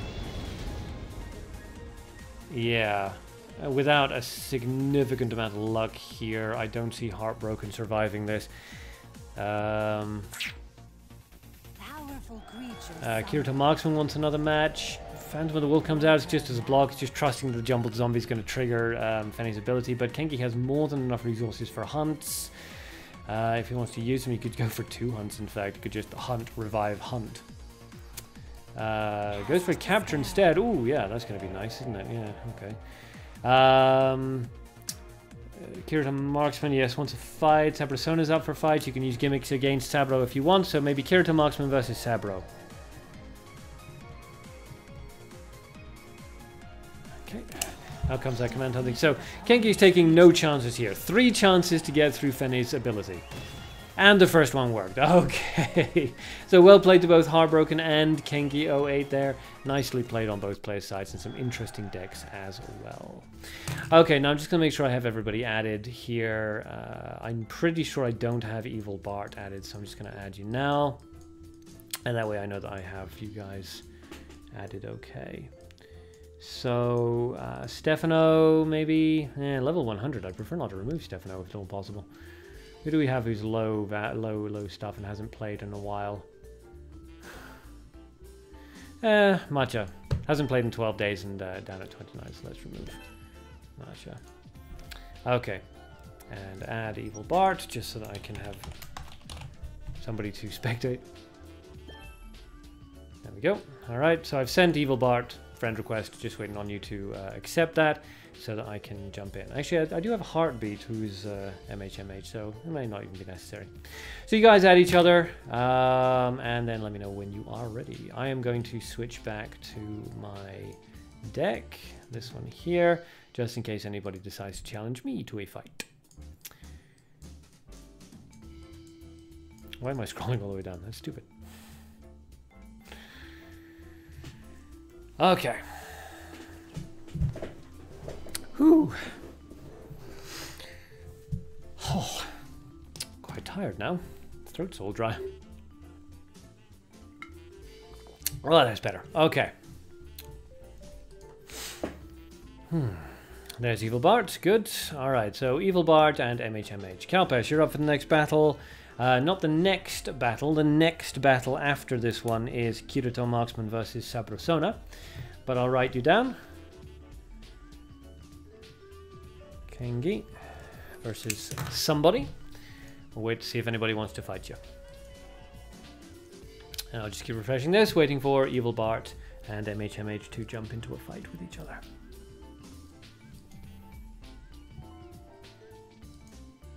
Oh, and while we're waiting for that, actually, I'll change this because I think it was Pajechny asked to change it over. Let's change it to Bonoba, because I like Bonoba's theme. Oop, there we go. Good. Evil Bart is ready. MHMH, when you're ready.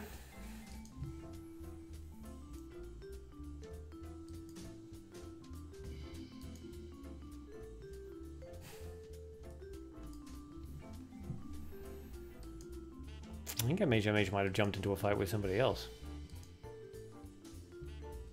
Oh no, maybe not. Maybe it was just a lag there. Nope, good. Okay, it was just a bit of a lag on the Evil Bart notification. Good. Okay, so H-Beat up at the top, 2 mutants and the Cat Merchant Hero in 3 colors. Evil Bart down the bottom, no mutants, 3 colors. Tina Hero. Earl Grey, goodbye for now. See you. Thanks for stopping by the stream. Hopefully we'll see you in Mondays. Kalpesh, lol, I was watching Mabinogi Global Tournament earlier. The one that we hosted. Okay, so a discard from Heartbeat into Nature, so we have to assume Ambush Vine. Because you always assume Ambush Vine, and then if it's not Ambush Vine, you assume Hidden Spider, and then if it's not Hidden Spider, you assume Cocoon Trap.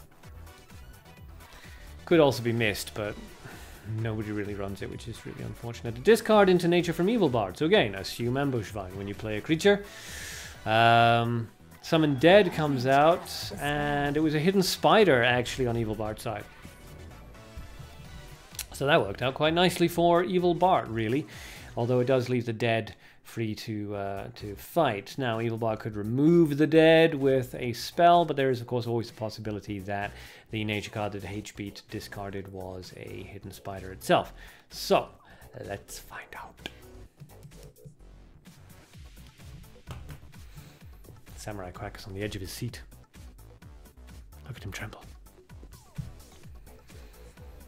Alright, Evil Bart is thinking about it. What shall we do, Mr. Flibble? Goes for the paralyzing bullet onto the dead, and that does summon out the hidden spider and doesn't kill the dead, which is really unfortunate. But it does actually cause the dead to disappear on HB's turn, so that's nice. Hidden spider versus the hidden spider, which is pretty cool. Lychee comes out, that does kill that hidden spider and leaves HB with a nice little bit of battlefield presence there. Earl Grey, unfortunately I can only follow the stream on Fridays, but I'll be hanging out in the Discord chat. Well, that's also good. Hey Satulia, welcome, welcome. Okay, Evil Bard's turn. Not quite enough XP there to level up, so needs to answer these things. Satulia, I follow you on Twitch and it doesn't show me that you're streaming in my live feed. Really? That's distressing. Well, I live stream every Monday, Wednesday and Friday at 2 PM UTC. Always the same days, always the same time. Drenica, sup, Arcan Jet. Sup, dude. Have you been enjoying Devil Joe? I've been enjoying it very much. Alright, Evil Bard's turn. Thinking. A white shark, which is an interesting choice. If that survives, and it probably will because HP's almost certainly going to level up. Nope, HP is not going to level up. Good, alright, well that works out fine. The hidden spider, of course, comes out, but that's in front of the Lychee lady, so that's a bit unfortunate for that poor hidden spider. Let's see if Evil Bard decides to level up here, or whether he's going to go for a removal. Both players just really hanging out at level 1, which is pretty cool. It's not often you see these level 1 fights.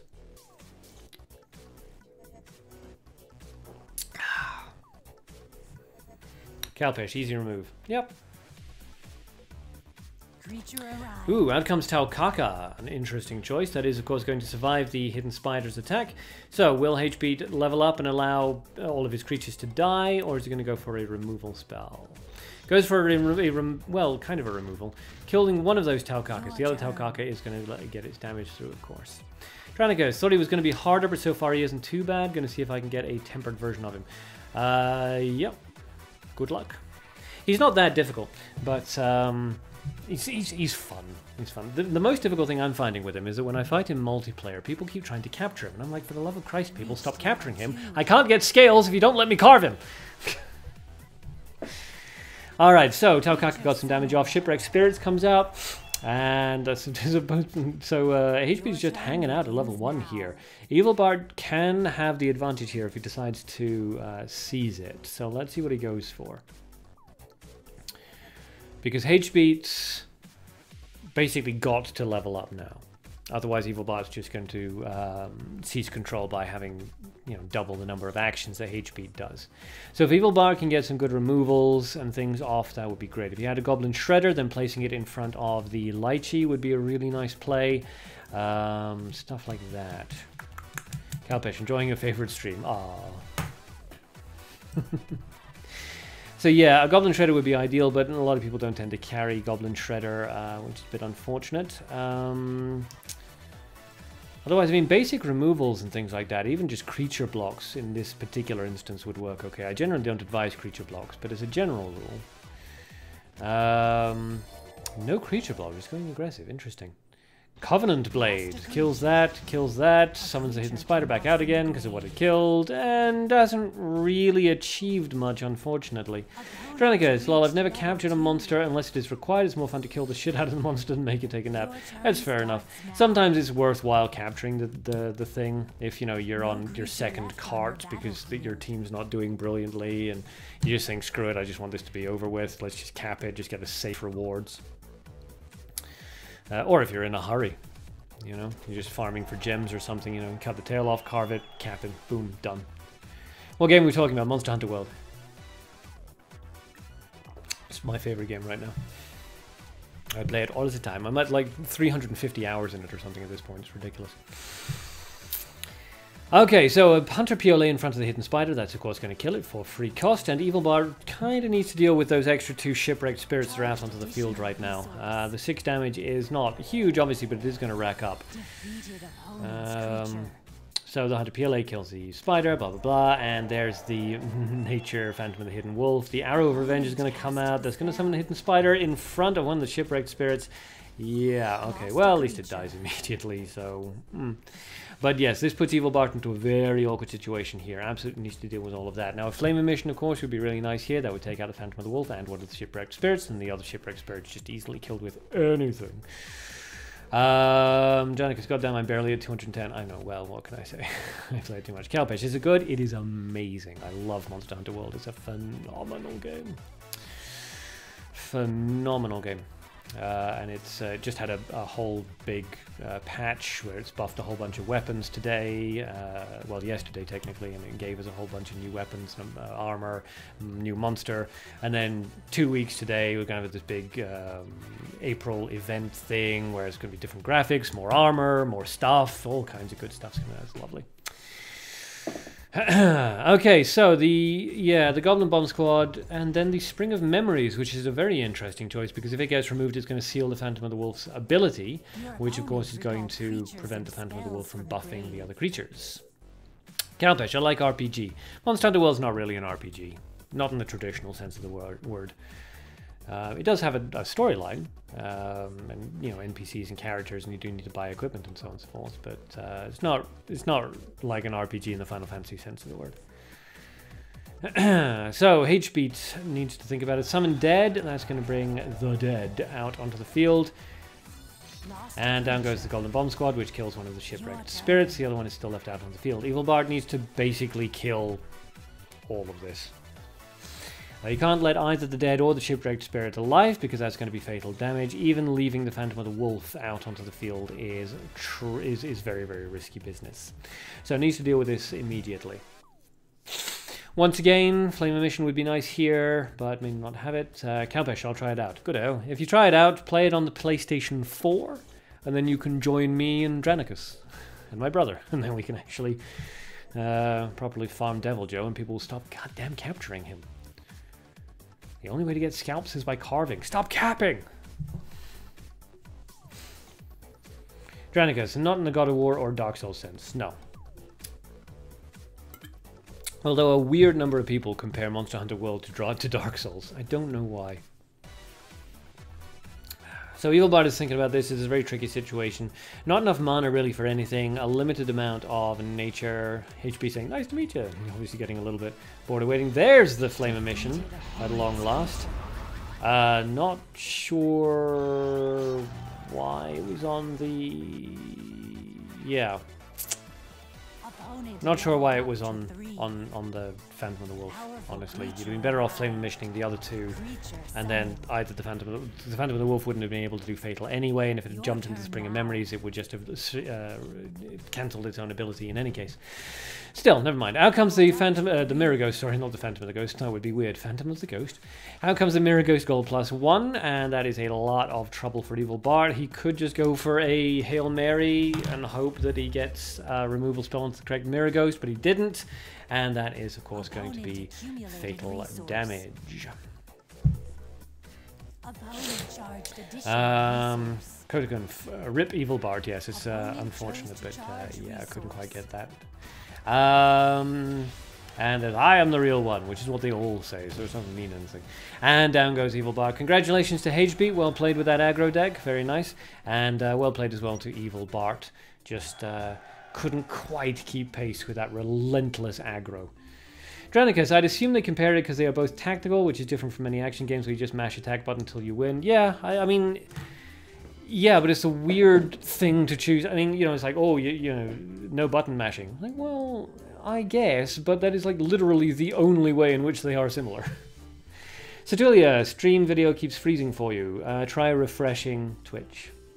Evil Bart, I've given up when I realized my cards have no good creatures. Fair enough. It's a shame you didn't have a Goblin Shredder in that fight. The Goblin Shredder would have turned the tide on a lot of those cards. A lot of them. Okay, still, nevertheless, as I say, well played, well played. Kirito Marksman versus Sabrosona, or Eloni-sama. Dranicus, yeah, still a weird comparison, but I can kind of see it. My problem is not so much when, like, normal people compare it, because if you're saying, you know, what's the battle system most like, and somebody goes, well, probably Dark Souls, I guess, then, no, okay, fair enough. Whatever. But it's when actual reviewers do it, you know, there are actual professional reviewers out there who are saying, oh, it's Drake Souls. Oh, well, no, it's not.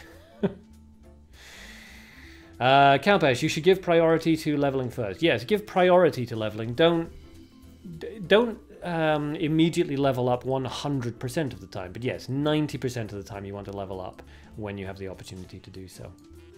Sabro, I don't know what deck to play. Play your silliest deck.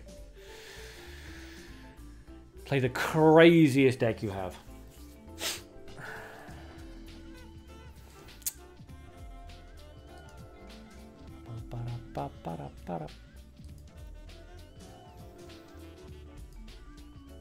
Evil Bard, this is so embarrassing. What? Why, what's embarrassing? There's no judgments here. Alright, so waiting for Elonisama and Kirito Marksman to fight. If Kirito is not around anymore, then Elonisama can fight Kengi instead. But Kirito Marksman had first pick, so... Kalpesh, you just have one deck, just the one, eh? Well, you'll get more. Ah, transitioning, good.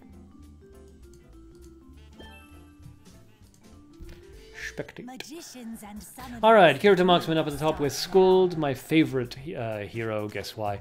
And one mutant, 3 colors.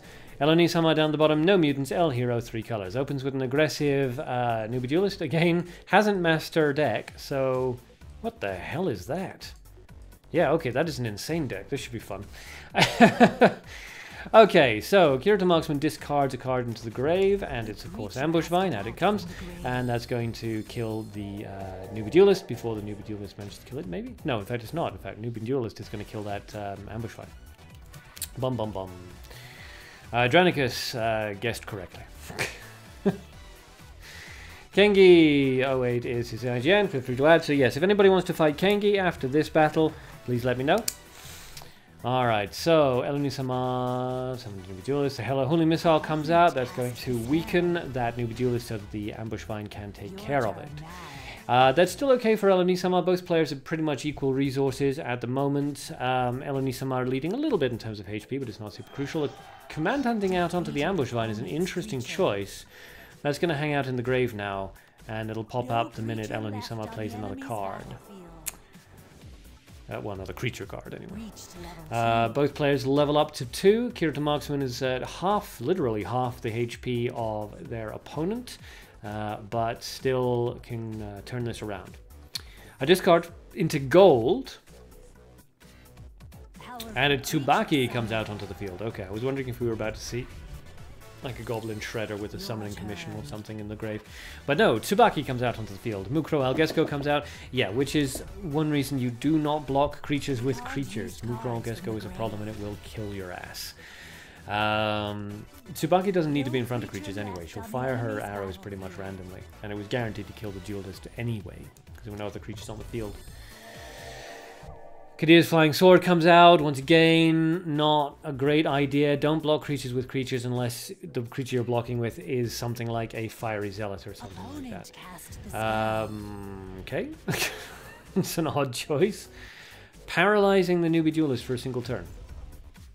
Doesn't really get you anything, though. Charged additional resource. Because Elonisama is still just going to remove that Kadir's Flying Sword on her next turn. Interesting choice. Susano! I do like Susano, it's a lot of fun. Not the best card in the game by any stretch of the imagination, but definitely an enjoyable one. So, Susano does its thing. Bum-ba-dum-ba-dum, bum-ba-dum-ba-dum. Death, death, death. Murder, murder, murder. Gotta love it. And Elonisama's turn. So, Kirito Marksman has battlefield control at this point with a solid 11 damage out onto the field. And, oh, okay, so Elonisama decides to ignore that damage and just go straight for the level 3. Kirito Marksman follows suit and can either play aggressively or can go defensively and try to regain resource parity. He goes for a revive instead, which is an interesting choice. And there's all that damage. Kalpesh, ha ha ha, that was funny move. Surprise attack comes out, that's going to kill that Susano. Bye bye, Susano. Aw, so sad. And Elonisama has 2 more turns left, so let's just see what she decides to go with here. A charge onto the second action.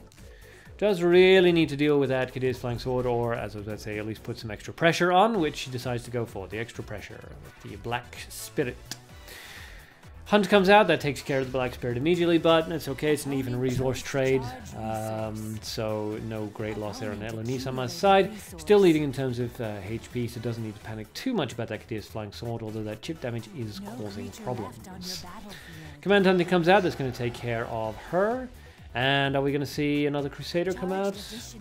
A charge on the second action, which goes into nature, which is nice. And yes, a Crusader as predicted into the center slot, so that the Command Hunting is ready to go as well. With only 8 HP though, Kirito Marksman has any number of ways of removing that. So let's see what they decide to go for. Leopard, another creature block. Opponent chose to charge resource. And that leaves Kirito with none of that. Undine Akora comes out. That's going to block the use of the Command Hunting. Well, I mean, not block the use of the Command Hunting, and still use it just to kill the Undine, but it's not going to allow the Command Hunting to be used against the Leopard. So the Command Hunting comes out. That's going to draw the Crusader's attack down by a little bit. Mukro Algesco would still work, and now comes the Mukro Algesco, and down goes the Leopard. So both players kind of struggling a little bit for resources now. Kirito Marksman doing better, but still not great for gold and mana. More than enough nature, though. Another resurrection for Kirito Marksman, which Elanisama must be very happy with all these resurrections. Just keeps putting all of her creature cards back into her hand for free. A discard into nature and a charge into mana. Okay, quite interesting. So is that an ambush vine that we're seeing there? Or is Kirito Marksman charging out for some sort of big green, like another Susanoo? Looks like a triple charge from Elanisama, no reason to do anything else, and there it goes. Just regain as much resources as possible, as many resources as possible. My English is failing me. Regain as many resources as possible, while you have battlefield control and HP control. So Kirito Marksman down to 9 HP. That Crusader is going to be up at 6 attack on its next turn. So if Kirito's going to deal with the Crusader, better to do it now rather than later. Cadea's Flying Sword not being used as a creature block this time, being used as an aggressive play. But that Crusader does still need to be murdered. Okay, so the Crusader's charged up. Oh, it's actually charging up to 7. Yes, not 6 because it's level 3, isn't it? Alright, so Crusader's up at level 7, attack level 7, that is to say. And yeah, Elanisama is basically just going to ignore that Cadea's Flying Sword. It's no great threat. Somewhat surprised we didn't see another creature play because Kirito Marksman has more than enough for a hunt to remove that. Crusader goes for the paralysis instead, not hunt, which is quite interesting. I'm not entirely sure why. Maybe she just really wants to save up for that Susanoo. But it's still dangerous because even paralyzed, the Crusader is still going to be charging its attack value up, which makes it basically impossible to block with a creature. And I mean, it was at fatal damage anyway, but now it's like super fatal. Now it's at overkill levels of damage. So Elanisama can continue to ignore that Cadea's Flying Sword and plays a second creature to add more aggressive pressure, which is good. And that also protects the Crusader now from a hunt. Crusader can no longer be killed by the hunt. It goes for a double charge, which is the good play. So now Kirito Marksman is faced with 2 creatures that need to be dealt with immediately because either one of them by themselves can quite easily deal fatal damage. So, let's see what Kirito Marksman decides to go for. Susanoo can be brought out onto the field, although it wouldn't really do anything at this point. Yeah, I mean, I'm really not sure what the best plays here would be. You could... Yeah, there just really aren't any great plays. Susanoo comes out. That's going to deal 9 damage. It's not going to kill anybody. And it can be command hunted into oblivion on Elanisama's next turn.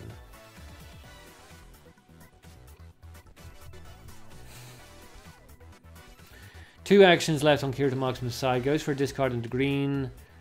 We're going to see a creature. We're not going to see a block. Okay, so yeah, basically just sort of accepting defeat, I suppose. That Crusader is going to land the finishing blow. So Kirito Marksman, you're better than I thought. Which is, I'm pretty sure, Skuld's good job. It's sometimes difficult to tell. Elanisama for the first charge. Are we going for a sportsman-like triple charge?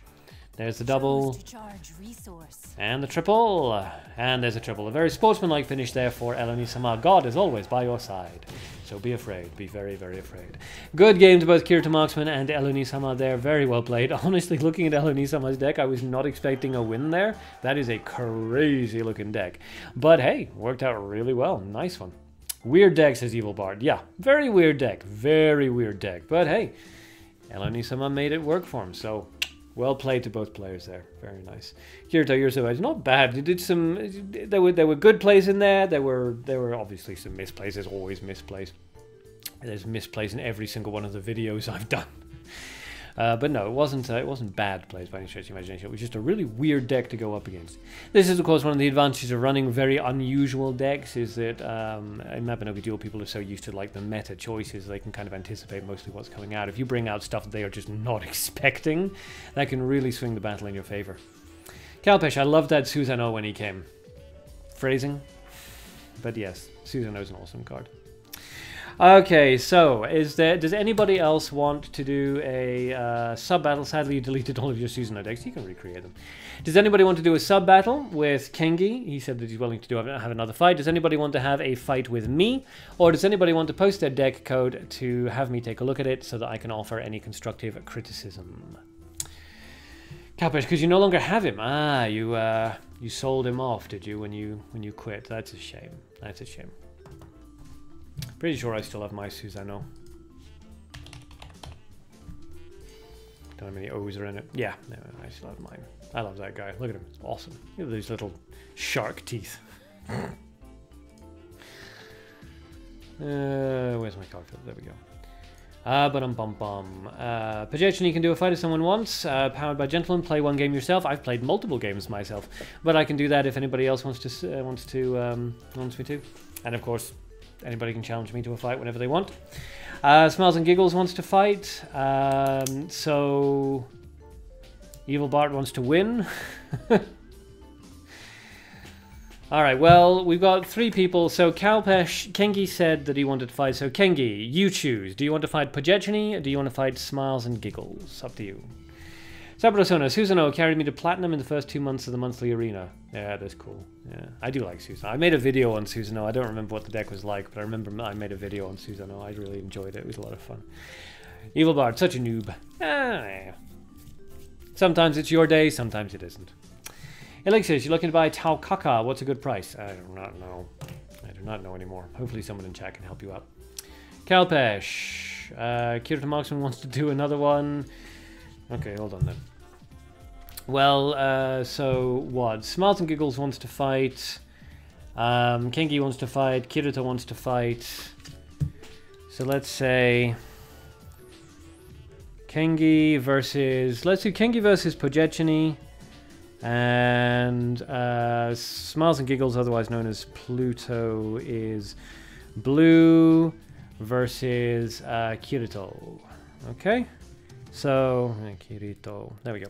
Kengi and Pojechny make sure each other are added, and then let me know when you're ready to fight. I'm going to switch over to this deck because Kengi uploaded a thing. Find deck with code. Where are we? 601D 92F. Hold on. The chat's going a little bit nuts here. Give me a second. Upload for personal reasons. I recently made kind of a funny deck. Who wants to test with you?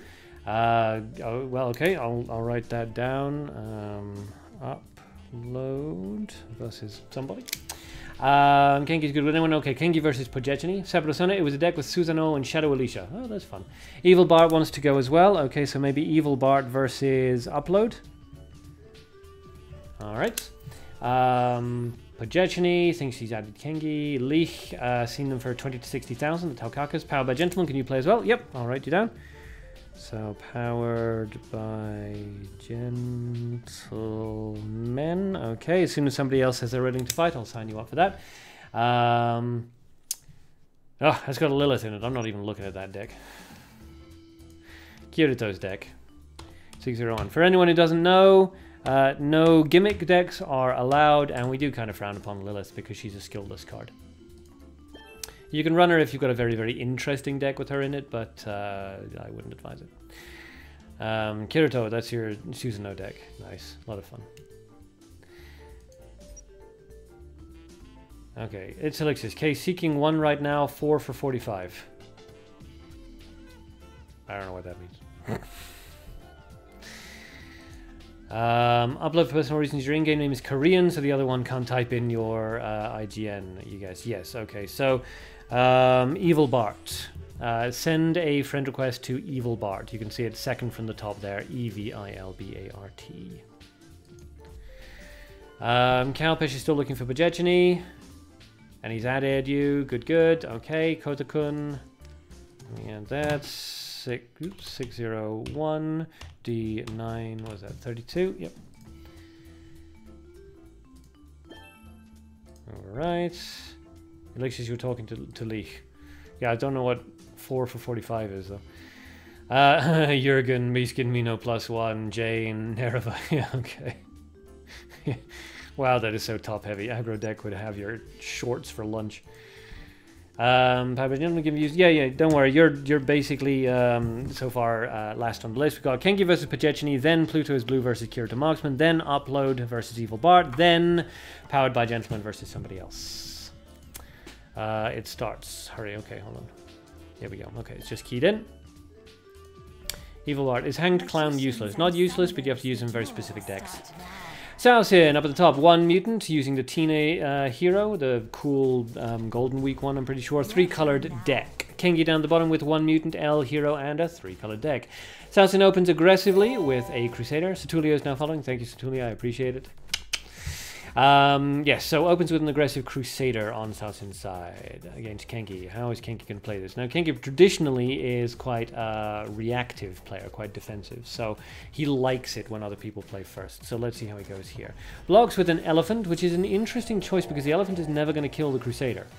Because the Crusader is getting 1 defense and 1 HP, which means 2 effective HP, versus the Elephant's 2 damage. The Crusader is just going to keep its effective HP at exactly the same level constantly while its attack value increases. So Kengi might be attempting to go for a removal next turn onto the Crusader so that the Elephant gets a free 2 damage off. Smiles, got a deck code in there, we'll take a look at that later. I literally just threw a bunch of cards together. Okay, well... I discard into green, so you assume first that it's going to be a Ambush Vine. Then, if it turns out not to be an Ambush Vine, you assume it's going to be a Hidden Spider. And if it turns out not to be a Hidden Spider, you assume it's going to be a Cocoon Trap. Yep, there's the removal as predicted. And Kengi's Elephant gets a 2 damage off. Sausin's turn. Kengi's ready to level up to 3, so Sausin really needs to kill that Elephant if they want to be able to level up to 3, level up to 2. So Sausin really needs to kill that Elephant if they want to immediately level up after Kengi. Your turn now. Or play an aggressive skeleton, also fun. Kengi levels up because that's Kengi's rule. And Sausin obviously is going to follow suit. There we go, no reason not to in that particular case. Both players working out pretty much evenly in terms of resources and HP. Sausin with a little bit more battlefield control, but very small amount, so no reason to worry about it too much. Magician Mask Field comes out, the Ambush Vine snags that, and the Assistant Ana comes out right there. So, that would be a fairly juicy Flame Emission. Ana would go into her box, obviously, but between the Flame Emission and the Ambush Vine, the Magician Mask Field would die, and then Ana would be easily countered later with whatever. But obviously no gold on Sausin's side, so Flame Emission's not a thing. Right, Senpai, I'm back! Sorry, it's the English teacher in me, it bugs me. Elongate the vowel. B-A-A-A-A-A-A-A, because that's how we speak. Back. Don't elongate the consonant, elongate the vowel. That's my English teacher thing over for the moment. For the moment. Until somebody says orient when they mean orientate. And then I'll set fire to everyone. Okay, so Pajechini, thinking about it, decides to charge on the first action. Maintaining a nice resource lead there, and ooh, out comes a Bluesy Floozy. Interesting, interesting. So, there goes the air bomb. The Bluesy Floozy wants a precious thing back. And the air bomb is going to be a nice little deterrent against Kengi using any spells. However, Kengi is still going to be able to get those 6 damage off, just boom boom. So, 6 damage, 8 damage. 8 damage off onto Sausin. So let's see if he decides that it's worthwhile trying to counter the Bluesy, or whether he's just going to let this kind of thing go. Charges up on the first action and it goes into darkness, which is good for him. If it had gone into nature, that would have been pretty unfortunately unbalanced. But a 5/2/2 is okay. Another charge, so he is going to ignore the bluesy floozy, and it goes into darkness again. So it's a nice balance out there. Alright, so the air bomb does its damage, kills it, well, it doesn't kill, does a little bit of damage to the elephant, just enough to almost kill it, and does 5 damage to Kengi, which is always nice. Bluesy floozy's turn now. Not Bluesy Floozy's turn, it's because Bluesy Floozy aren't about to land any damage, but Salson's turn, technically. But Bluesy Floozy's turn, really. Out comes a surprise attack that takes care of the Magician Masked Field. It does use up... Between the Bluesy Floozy and the surprise attack, though, that's a lot of resources used up. So Salson's no longer in a solid resource position at the moment. More damage coming out from Salson than is coming out from Kengi. And Kengi's in a bit of an awkward situation here. Given that he can put out 8 damage onto Salson, which will take him down to fatal damage the next turn. But he's within fatal damage at the moment. And now he's just outside of it from Bluesy Floozy and the Ambush Vine. Out comes that Hunter Piole, that's going to kill the Ambush Vine for 0 cost. Okay, and now Salson's in a bit of an awkward situation here. Needs to remove one of those 2 creatures, Elephant /Assistant Anna. Assistant Anna is, of course, the priority because Kengi might have an Arrow of Revenge. Saburosona, I never have an English teacher. I learn with a dictionary in games. Also a good way to do it. That's how I picked up what little Japanese I have. Kotakun, love Bluesy, awesome art and effect. Yes, she's a lovely card. Lovely card. Smiles and giggles. Every time Mark says Kengi, I hear Kinky. I never know, maybe he is as well. Okay. Alright. Decided not to deal with those. Leveled up instead, taking just outside of kill range by those 2, but with an Arrow of Revenge, Kengi's got the win here. Out comes the Command Hunting, that takes care of the Bluesy Floozy. No Arrow of Revenge. Interesting. No, there it is. Okay, so there goes the Arrow of Revenge, and bingo, bango. Well played to both players there. That was right down to the wire. 3 HP left on Kengi's side of the field. Very, very close game there. So congratulations both Pojechny and to Kengi. Very nicely played. Okay, up next is Pluto is Blue versus Kirito Marksman. It's elixirs, comparing Zard and Magician Field, which one is better? As a general rule, and this is a very, very general rule, Magician Masked Field is better. But it depends on the deck. And it depends on the current meta, and it depends on who you're fighting, and it depends on your personal playstyle. It's not a clear definitely one or definitely the other. Generally speaking, if you're looking for a dark finisher card that you just plug into any existing deck, Magician Masked Field is a better choice than Zod. But if you build around each one of them, they're both equally good. Pojechny, although I didn't show up my deck at all. Well, you showed the Bluesy Floozy, which got a round of applause from the audience. Well, that's the important thing. So, Pluto is Blue versus Kirito Marksman. Let me know when you guys are in and ready to fight. Unless you're already about to transition. Yep, looks like you're already transitioning, so we're just going to jump right in. I wish people would tell me when they're ready. Kirito Marksman up at the top, Skull and 1 mutant and 3 colors as always, and Pluto is Blue down at the bottom, neutral hero, 1 mutant and 3 colors. An aggressive Crusader, which is answered by the Ambush Vine. The Ambush Vine, of course, is just going to immediately kill the Crusader. This is the one downside to Crusader over something like a Light Elf or Elephant, is that the Ambush Vine just immediately murders it. Pojechny, I was afraid of Capture, otherwise would go more aggro. Yeah, well, Capture is definitely something to be afraid of. Kalpesh, you're up for the next match. Not the next match. The next match is Upload versus Evil Bard, but you can fight Powered by Gentleman. So I'll put you down for that. Okay, Kirito levels up to 2, and it's Pluto's Blue's turn now. Is that enough to level up? No. Not quite enough to level up. So Pluto's Blue is in a bit of an awkward situation here. Allowed Kirito Marksman to just accelerate a little bit faster than they did. Which is unfortunate. Kirito Marksman is now going to definitely take a strike. Basically, Kirito Marksman now has 4 free actions. These 2, and then Pluto's Blue has to use up their action to level up next turn, which gives Kirito Marksman a further 2 actions on the next turn. So, yeah, easy plays here for Kirito Marksman, unfortunately. So, the Lychee goes and kills the creature, and Tsubaki's out on the field, and she's going to continue to charge up, which works out really well for Kirito, because by the time Pluto is ready to play any creatures, Tsubaki's going to be up at, like, 4 energy. Upload for personal reasons. Wants Evil Bart to, like, no, his IGN is literally Evil Bart. EVILBART. No spaces, but it is literally just his name. Kalpesh, powered by Gentleman. What's your in-game name? Yes. Okay, so Kirito Marksman with a strong battlefield control there, with 10 damage out onto the field. Pluto's Blue has leveled up because it has got a good lot of resources. Goes for the surprise attack, but it doesn't quite kill Tsubaki. The number of times I have personally done that as well, the number of times I've thrown a surprise attack and the creature survived by 1, and I've been like, what? Wait, no, damn it, ah! So yeah, it's unfortunate. Fireball comes out onto the Lychee, and that still leaves the 6 damage out onto the field, and Tsubaki with a lot of damage. Kirito Marksman levels up to 3, taking a very early level lead, and charges up on his second action.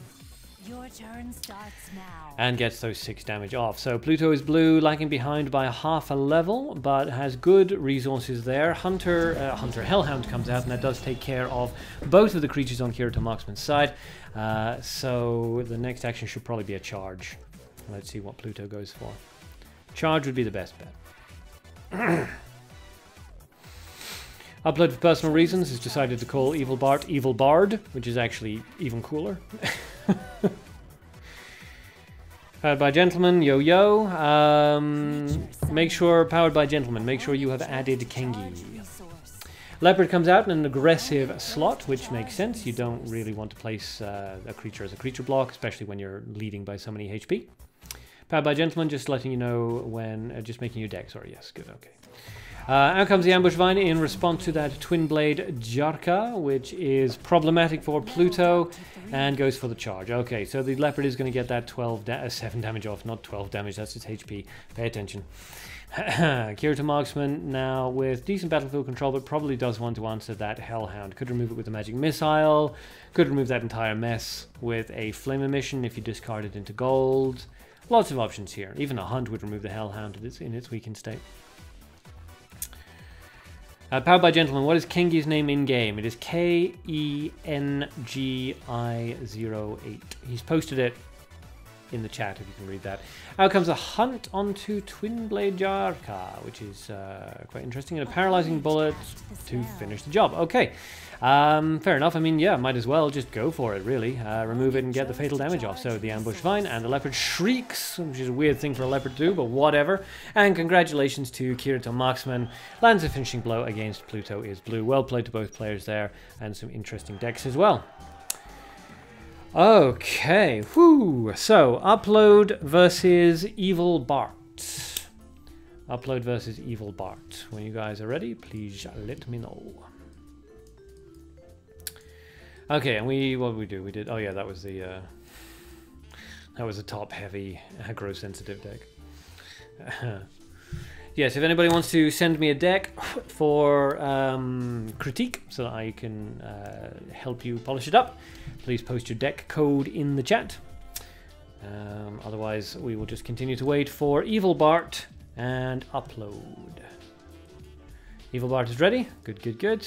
And looks like they're transitioning. Excellent. There we go. Spectate. Magicians and Alright, so Evil Bart versus Upload. Upload up at the top with no mutants and the L hero. Evil Bart down the bottom with no mutants and the Tina hero. And 3 colored camps for each. An aggressive Black Spirit play there from Upload. So let's see how Evil Bart decides to answer it. A Paralyzing Bullet would be ideal in this situation. But let's see how we go. Powered by Gentleman has posted a deck code. Okay. Let's see what Evil Bart goes for here. Come on. Please polish. Alright. There we go. Paralyzing Bullet. Good trade. Good trade. Alright, so both players. Okay, so Upload doing very, very aggressive plays here. Opening with the Black Spirit, and then when that dies, carrying on with the Skeleton. Evil Bart could remove that with a Hunt if he chose to, or a Drag to Hell if he had one.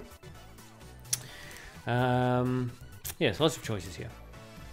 Goes with an Elf instead, which is fine. The elf will technically win that fight, unless he gets removed, which of course it's going to.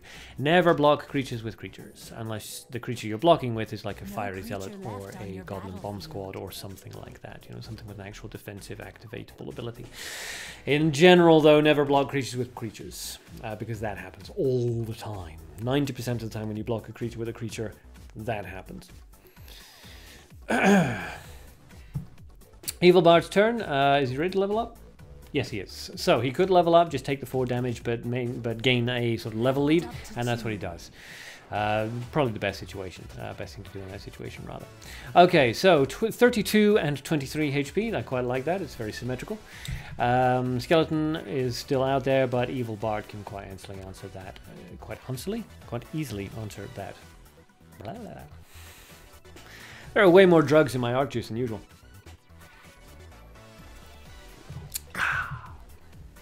Morphine-rific. Alright, so Evil Bard has given some thought to this. There's a bunch of potential answers to the skeleton. The Golden Bomb Squad, that's a good example of when you should block a creature with a creature.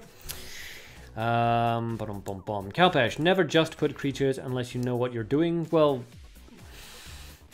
that's like a weird thing to say. I mean, never play any card unless you know what you're doing. I mean, don't play any card if you're just playing it randomly. That would be silly. But yeah, don't block a creature with a creature unless the creature you're blocking with has an actual defensive ability. Sabrosona, I'm out. I need to go for my test results that I did last week. Well, fingers crossed. Good luck. I'm sure you've nailed it. Okay, so some charges. Let's see what Evil Bard decides to go for here.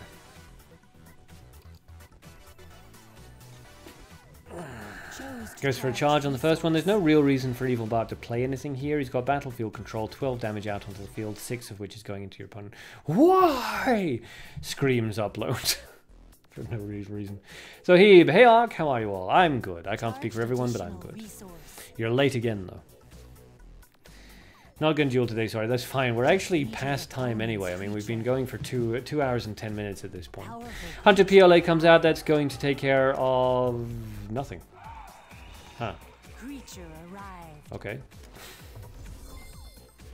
Creature arrived. Alright, synthesized zombies are going a little bit crazy, aren't they? Oh no, okay. So, oh no, yeah, because 5 at that point, yeah. Yeah, because of the drain. Alright, yeah, it's an interesting strategy, actually. I quite like that. Synthesized zombies. Decrease opponent's HP by 3 when summoned. End of each turn, since attack equal to the number of cards in the grave. Yeah, I quite like that. I quite like that. That was an interesting strategy there, using the synthesized zombies to drain the HP so the PLA could get the kill. Fun. MHMH, who wants aggro versus aggro? If anyone wants to do an aggro v aggro fight, let MHMH know. Kalpesh, lol, I'm making no sense. Yeah, you're not making any sense. You're talking crazy talk. Alright, so the synthesized zombies are still causing problems. The Hunter PLA now on Evil Bard's side of the field is going to take care of at least one of them. This still does leave the synthesized zombie with 8 damage coming out, but that's okay. Hunter PLA comes out, that's going to... Okay, I was going to say again, it's not going to kill the Hellhound, but it is with the Icy Spear, so there's that Hunter PLA. And the synthesized zombie getting so many attack. It's nice. So the synthesized zombie's up at 11 attack, but it is still down at 3 HP, so a PLA is an obvious play there just to take care of the synthesized zombie. And then probably a level up to 3, because you don't want to fall behind in this instance. There we go, good. Good play. And that's the last of the synthesized zombies, and then all the nature goes back. So both players are doing pretty well for resources. Evil Bard doing better, but still anybody's game. Powered, can you take a look at my deck after the game? Absolutely, yes, don't worry. You're actually fighting Kengi after this, so I'll take a look at your deck first, then you can fight Kengi. Powered, if you can recommend buy any card, I have 16,000. Okay, that's not much, but yeah, you can get some decent cards for that amount. Okay, so Evil Bard reses from the grave, taking himself down to 14 HP. And giving Upload back all their own creature cards, of course. Kalpe, synthesized zombie +1 was a big deal before. Yeah, I remember those days. Yeah. Okay. An aggressive skeleton attack. Creature Yeah, there we go. summoned. Okay. I apologize, the Your thing turn crashed for like starts now. 5 seconds, but we're apparently back. So upload summoned a skeleton. Not going for any kind of blocks or anything like that. So Evil Bard gets a solid 13 damage off, which is going to take upload down to 12. But that skeleton is problematic. The hunt comes out, that's going to deal with that. The hidden spider comes out, that blocks that. And another hidden spider comes out. Okay, very interesting. So the elf is actually blocked, allowing only 8 damage now to come out. Alright, so let's see. Okay, Evil Bard summons a Goblin Shredder. That takes care of one of the hidden spiders. There's probably still enough resources to resummon that hidden spider if another spell is cast. So, a charge onto the final action. Okay, good. So 8 damage comes out. There's going to be 17 now. And that is uploading a bit of an awkward situation here. Needs to deal with the Goblin Shredder and that skeleton. That 8 damage is just way too much. The elf is killed instead. Go against Spiderception. Yes. Spiders within spiders within spiders. Okay. Is he just going to ignore this? No, the Hunter Piole is going to come out in front of the skeleton. That's not going to kill the skeleton though. It's just going to sit there as a block. Alright, so Upload's kind of gambling everything on this play. He's kind of hoping that sort of no nasty little removals happen, which is, you know, there's a good chance that it won't, given that Evil Bard only has like 1 nature, 2 gold, so that's not enough to cast any kind of removal spells. Does have a darkness, so it depends on what he's got stashed away in the dark, so to speak. Ooh, spooky. And if Upload has an Arrow of Revenge, it's possible to discard enough darkness to get access to it and fire it off, in which case Hidden Spider could deal fatal. So Evil Bard's got a lot of mind games here that he needs to kind of sort of puzzle his way through. Kalpesh, it's the same I Remember deck. Okay.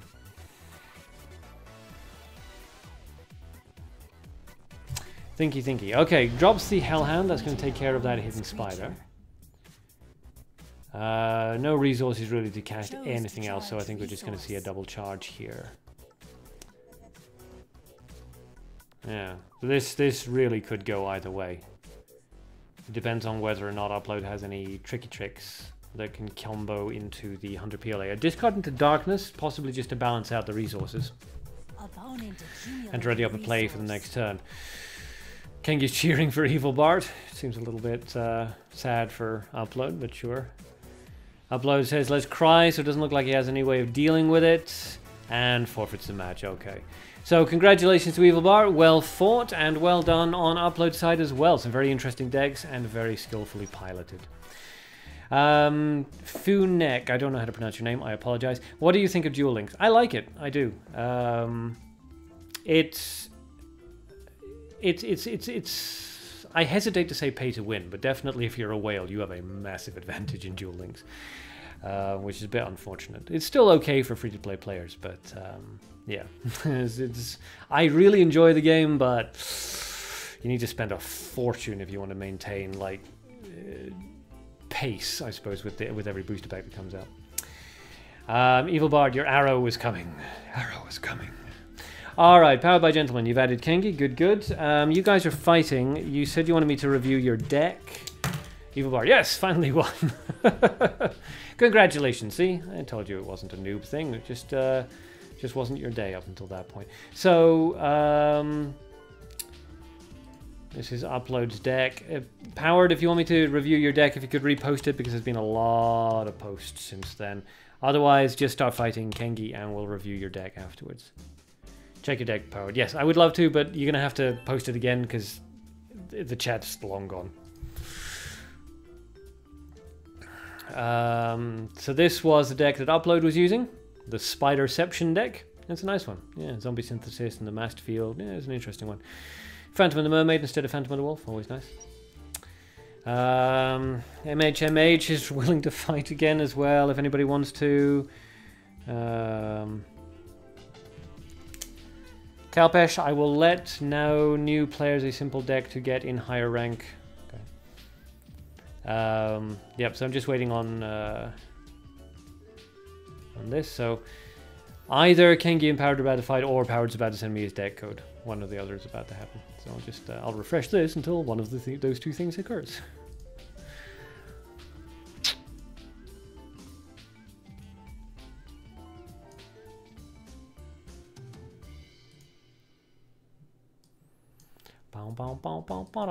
Looks like they're transitioning in. Okay. So we'll review Powered's deck after this fight. Spectate. Okay, Kirito, let's fight MH. Okay, write that down. Kirito. And Elixis, looking to build an aggro, just one within PvP, but it feels wrong. We'll take a look at it after this. Okay, so Dragon Lore up at the top with Sarah and no mutants and 3 colors. Kengi down the bottom, of course, with L, 3 colors and 1 mutant. Kengi's just using the same deck over and over again, for those of you who don't know. MHMH wants to know your username, Kirito, so please let him know. Kengi charges up. Again, for those who don't know, Kengi's very reactive, very defensive style of player. He likes to make people make the first move so that he can counter it and gain resource control. So, Elf comes out on Dragon Lore's side, which is, you know, it's a good way of baiting out a response. Kengi can't answer that with anything cheap. Like a skeleton, like a goblin shredder. So, we've seen this before. Kengi blocks with the light elephant. If Dragon Lore doesn't remove it, which he's not going to, Kengi's simply going to use a removal spell on the elf so that the elephant can get some damage off. But let's see if he decides to go with a different tack this time. But that's usually a strategy. Okay, so he decides to go for a more aggressive tack this time, possibly hoping to invite a response onto the skeleton so that the removal onto the elf can occur later. Now, Dragon Lore can level up here, but that is going to guarantee that he's going to take some damage. So he decides to go for the Growth Vine, which is an odd choice, but very nice. Evil Bard. Kengi is veteran, that's why, yes. Kengi definitely knows what he's doing. Kengi levels up to 2, and his skeleton manages to land a finishing blow. Dragon Lore, of course, is going to have to level up at this point, but chooses not to. Goes for micro number 12, which is supposed to summon a sword into the center slot, but there's already a creature in the center slot, so that's not going to work, unfortunately. Upload, that should be a funny deck, because if Zombie was killed by spell, many spiders coming out, but Evil Bart wasn't fooled. Great game again, yes. Smiles and giggles. Kengi is terrifying, to be honest. Yes, he's a very good player. Fought in our tournaments. Did very, very well. Elf comes out in front of that Growth Vine. Kengi, of course, doesn't want to charge up, because he doesn't want to give Dragon Lore the charge onto the Growth Vine, and then a command hunting out onto that. So the micro number 12, of course, isn't doing anything. It didn't summon its sword, so its entire ability is just nerfed into the ground, which is unfortunate, but so it goes. And it's back into being Kengi's turn. Dragon Lore is leveled up to 2. Kengi has battlefield control at this point, but both players are doing decently for resources and well for HP. Powered says rip. Possibly, but you can always turn this back. The misplay with micro is definitely unfortunate, but it's certainly turned backable. Okay, so Kengi's decided not to remove that elf. He obviously feels like there's no reason to at this point, because he can quite easily deal with all of this now. So our Lurker comes out into the center slot. We don't see him very often either. Takes the enemy with attack on another enemy. Yep. Okay, so it's kind of like a less good version of Nata in many ways. So the elf kills the elephant, and micro number 12 kills the creature on the far right-hand side. Skeleton, I think it was. Which is fine, because even with both of those creatures now free onto the board, that is only 4 damage coming out. So Kengi's really not too worried about it. Neither one of them has any kind of activatable ability. And the Tailor Miss Shelley comes out and just murders the lady anyway, so... And summons the Jumbled Zombie. Not with an awful lot of HP and attack, but enough to cause some problems. So RR Lurker takes a little bit of damage and charges itself up. That's going to do some a decent amount of damage, actually, because the RR Lurker is now going to kill the elf, and then its ability is going to activate, and it's going to fire off again. Surprise attack, they would not have done that, personally speaking. If you'd surprise attack the Tailor Miss Shelley, then RR Lurker's ability would have activated onto the far left-hand creature, and you would actually have wiped the entire field of creatures. As it is, the ability went into Tailor Miss Shelley and didn't kill her. Which is unfortunate, but so it goes.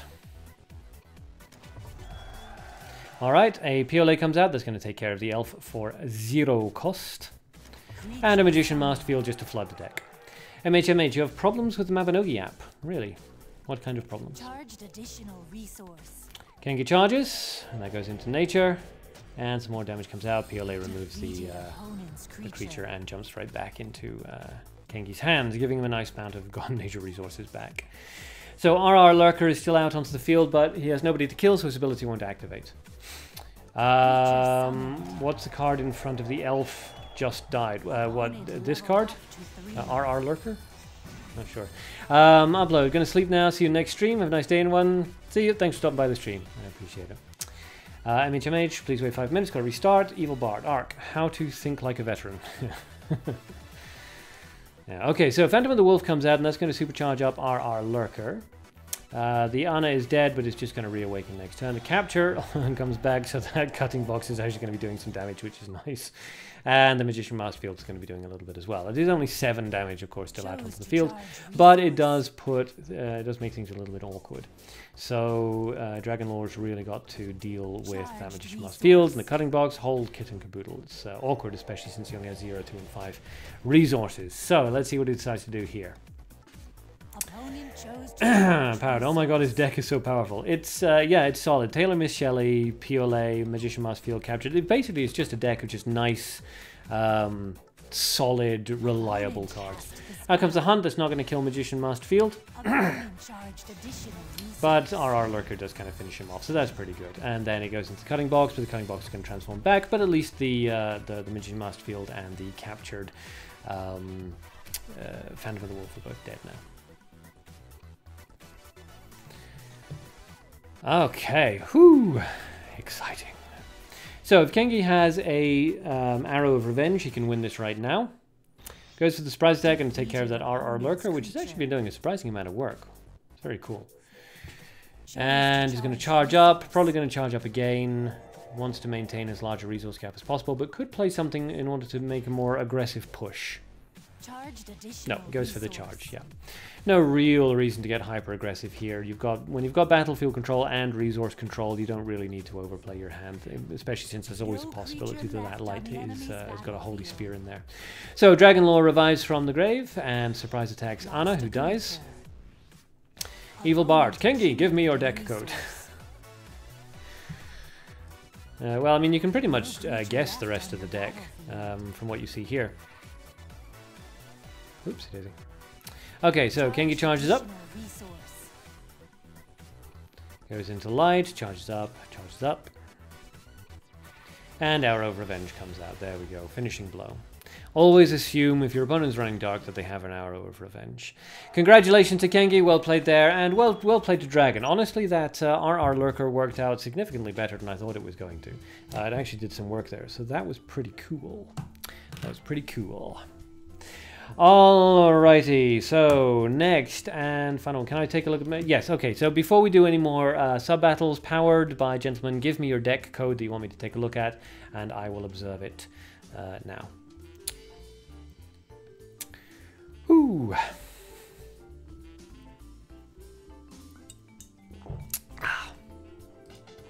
Oh. Kengi's going to share his deck code, so everyone just hold on. Hold on to what you got. And Powered, I just need to wait for you to send me your deck code as well. Evil Bard Kengi's playing with his food. Alexis, I hate Arrow of Revenge, lol. Yeah, it's an annoying card to lose to, absolutely. Cowpace, you're up in the next battle. There is no next battle at the moment, it's just MHMH versus Kirito. And we'll probably actually stop there because this could just go on forever. But I want to get... yeah, okay, here we go. It's Powered by Gentleman's deck code. He's been asking me to take a look at this. 601D943. Okay. And there's Kalpesh's deck. I'll open that up in a bit so that people can take a look at it if they're interested. So, Alexis, by the way, is my bag feeling better? Thank you for asking. Yes, it's feeling much better. It's still painful, but nowhere near as painful as it used to be. Okay, so taking a look at this deck, the first thing I can see is that it is A, more of a PvG deck, and B, a little bit out of date. So Magic Missile's nice, Elf is nice, Phantom of the Wolf is fine, but doesn't really work in this deck. Turn to Frog is nice, Hunt is good, Surprise Attack's good, Eagle is good. The problem is Growth Vine is pretty pointless for PvP, it just never survives long enough. Fu, you got to go now. Enjoy watching the stream. See you on Monday. See you Monday. Thanks for stopping by. Albi Stone Golem just isn't really very useful in PvP. It's more PvG. RR Lurker actually worked out quite well there, but honestly, if I was going to have somebody in there, green like that, special like that, I'd go for Nata over that. Snake Tamer Nicholas just isn't very good anymore, unfortunately, and Micro number 12 is pretty terrible.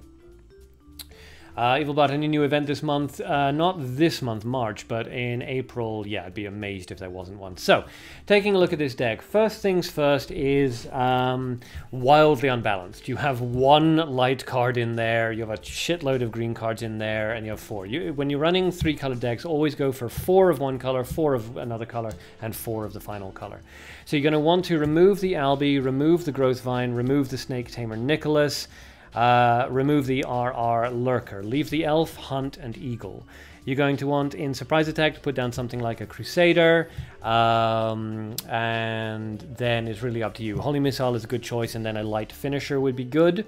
And replace the Micro number 12 with something else. Another good finisher. Bluesy Floozy's fine. Mana Magician Master Field is fine. Mana Vampire +1 is fine. That kind of thing. So yeah, as I say, it needs, first of all, it needs rebalancing. 4 colors, 4 cards in every color, and then add more removal, some AoE. You're probably going to want to remove the Phantom of the Wolf for a firewall, and just kind of just tighten it up a little bit like that.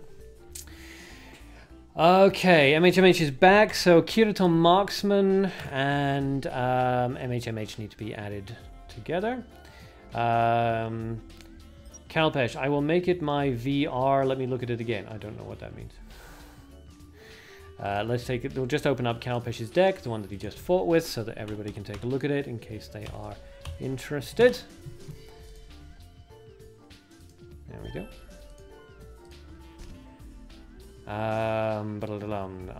Okay, so Powered, thank you for the advice. Arcadean, gonna make a new deck and probably win. Okay, good. I believe in you. Alright, so that's Kengi's deck that he just fought Powered with. So it's a pretty standard Taylor Miss Shelley deck. You know, standard 1-drop, 1-drop, 1-drop, 1-drop, an Arrow of Revenge, the basic removals, Capture for utility, PLA because it's nature deck, so of course you're going to include PLA, and a Magician Master Field and a Taylor Miss Shelley. Just a really nice, solid baseline deck. Very, very, very, very good. Very, very powerful, and nothing in there that's more than 3 stars, I think, except for PLA. And you can still buy him out of the market. You also don't need a light elephant. If you don't have access to one, you could replace that with a Crusader. Evil Bard, who's selling light elephant? A lot of people are probably selling it. It's not a core part of the card. You don't require a light elephant. A light elf would also obviously work because it's the same card. But a Crusader in this deck would also be very, very fine. Very, very fine. It's blank. Anything to change here? 601 D946.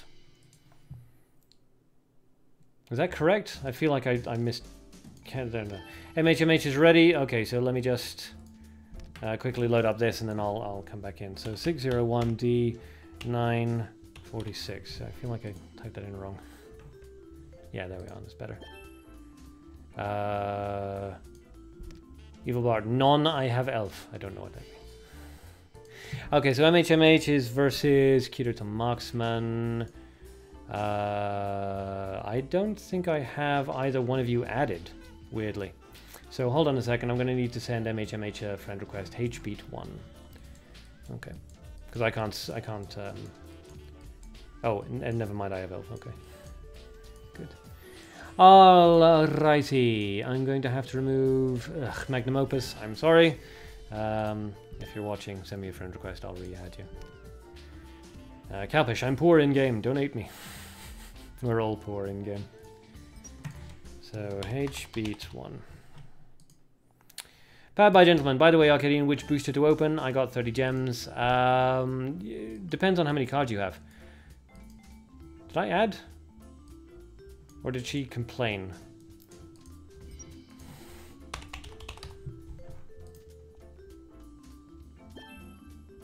You're already friends with, am I? Then where's the...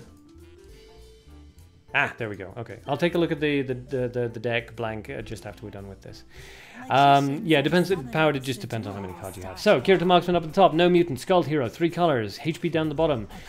Same as ever, really. 1 mutant, Cat Merchant, and blah blah blah. So, an aggressive elf, haunted by an ambush vine. The elf, of course, will win that, provided Kirito Marksman doesn't remove it with a spell. Recommend me. Again, if you're a new player, go for the older booster. We'll take a look at them in the shops. But if you're a new player, go for the older boosters because they have more useful cards in them. If you already have a lot of cards, go for the latest booster. I mean, they're both pretty much of a much. Skeleton is answered by a Holy Missile, and HP's just going to let that elf keep taking its shots because, barring a removal spell, it's going to win. Leaf Ninja Hikaru. Interesting. Okay, not a card that you see very often. Evil Bard. You liar. Quingit? The hell is a Quingit? Alright, so. HP's turn. Powered. I am 2 years in the game and haven't played it in a year. Then you can probably go for the latest booster. The one that's on the far left-hand side. Far left-hand side on this screen. So yeah, the latest booster's fine. I mean, they're all fine, really. You can get all of the best cards, the best staple cards from the Cat Merchant shop. Holy Missile comes out. That's going to take care of the elf combined with the ambush vine, and the Leaf Ninja Hikaru does 5 damage. Holy Spear comes out, which is a really expensive counter just to those 2 cards, but still leaves HP with a resource lead, so that's all right. And the Golden Garden Cat comes out. Kirito Marksman has to level up here. Really can't afford to hang at level 1, and there we go. So that's a free light boost from the Golden Garden Cat, and of course a couple of free actions here for HB. So let's see how he decides to use them. Could just consolidate the small resource lead he has by doing a double charge, or he could go for something hyper aggressive, see if he can outpace Kirito. Either one would be good, so let's find out which one he decides to go for. Exciting.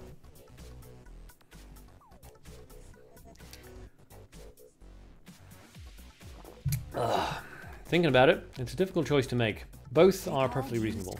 A Resurrection, which is an interesting choice because it does hurt you, which means you get less HP when you level up to 3.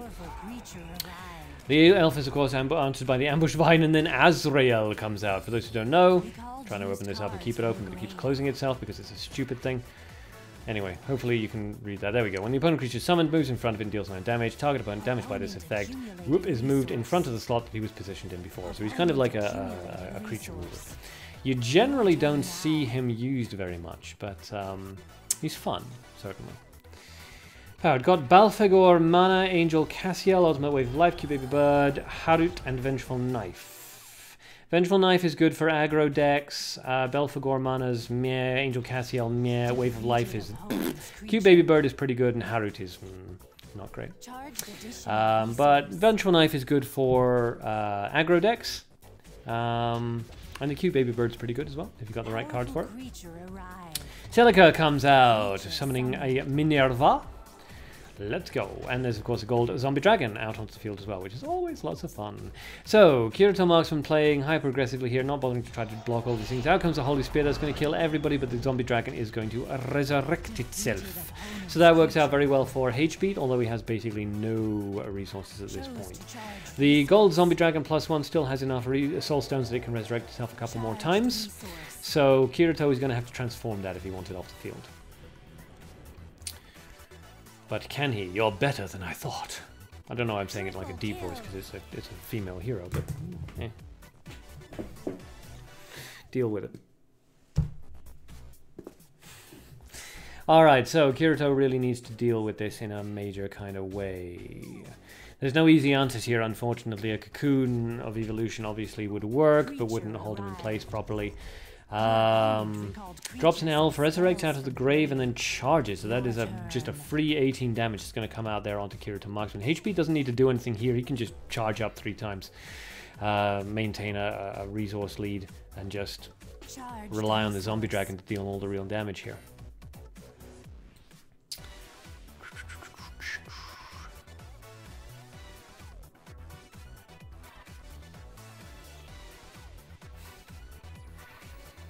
So charge up on the first action. An aggressive goblin bomb squad on the second action, which is interesting. It's just really flooding the resources out onto the field there. Sounds good. You're going to go. It's almost 1 AM here, so bye. Well, thanks for stopping by the stream. I appreciate it. Hopefully see you on Monday. Or possibly on the weekend stream if we decide to have one. Alright, so the zombie dragon did what it does. And that's going to mean that Kirito Marksman needs to deal with both the zombie dragon now and the... Really? Creature arrived. Ooh, yeah, that's not going to work, unfortunately. So all HP needs to do now is hunt the fugitive share, and he wins. So we're waiting on the hunt. Eagle also works. Well, not possibly, it could have worked out quite badly depending on shuffles, but surprise attack was unnecessary. But okay. Not very sportsmanlike. He had a guaranteed win with the zombie dragon. He didn't need to do the other removal spells, but okay. So congratulations to HBeat, and well played to both Kirito Marksman and HBeat. Very well played, and some interesting decks. And boom. Okay, so wow, we got through a lot of sub-battles today. That is awesome. Ooh. Let's see. Oop. That did not go where it should have gone. Evil Bard. Good gimmick when it goes as planned. It's unstoppable. We'll open it up, but just know that I hate gimmick decks. And by extension, everyone who uses them. 939. Let's take a look. You're off for some time, BRB. Okay. Well, we're wrapping up now. So,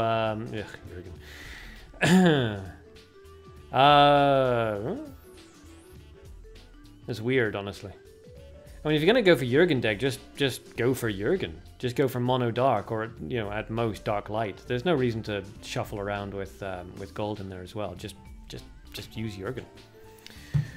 So yeah, gimmicky, but there are better variations of Jurgen gimmicks.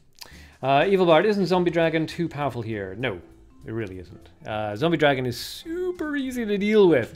Most veterans are going to be running transformation spells. Vast majority are going to be running stuff like Mukuro Algesco or Amantur's Blue Spell Circle. In which case, if you've also got a POLA, you basically remove the Zombie Dragon for like 2 mana. So it's awesome. No, the Zombie Dragon, definitely not a powerful creature. His ability relies on your opponent not running a transformation card. And every single vet is going to be running a transformation card at all times, or at least some sort of card that can function in the same way. Karum Varum, or whatever the hell his name is, he works in the same way. I forget her name, but the green lady who paralyzes and then kills, kind of the same thing. Not quite so useful against the zombie dragon, but good for other powerful creatures. But yeah, you're always going to see transformation spells. You're always going to see utility cards that have the capability of vanishing opponents or capturing them, betraying them, that kind of thing. So yeah, not too powerful. Okay, so we will wrap up there. No more sub-battles, But if anybody has any deck codes they want me to take a look at in the last couple of minutes, post them into the chat, and we'll take a look and we'll give it some, we'll give some advice on improving it. Evil Bard, I have these cards. What cards? It's almost 4 AM for you. Jesus. Okay, look at this deck. It's legendary. It's legend. Wait for it. Dairy. 601 D 94A. Okay. Alright. Jesus is a Doom Machine Saint. And I already know what this is. I see Doom Machine Saint up at the top right, and I see Mirror of Truth, so it's a Jur deck. Oh, what a huge surprise! It's a Jur deck. You need a second big creature in there, basically. Yeah. Remove the Holy Missile and replace it with a Doom Machine Core. And then it's a standard Jur deck. Evil Bart. Okay. 601 D939. And save, override, and share. Okay, so What? Why? We already looked at this. It's Jurgen, but it's not an efficient version of Jurgen.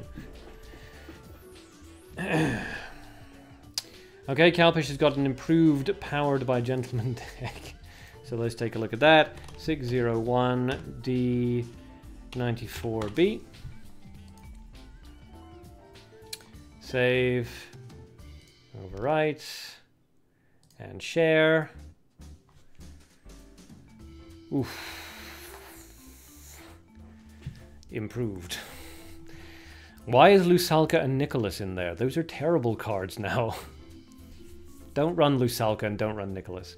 But other than that, yeah, it's fine. Take out Lusalka, take out Nicholas, replace them with better cards. But otherwise, yeah, that's a decent improvement. Okay. Any more deck codes that people would like to have taken a look at? Either to admire, or to give me a headache, or for actual honest criticism.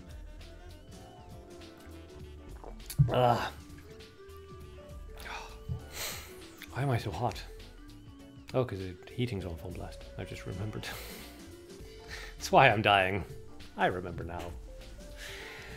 Okay.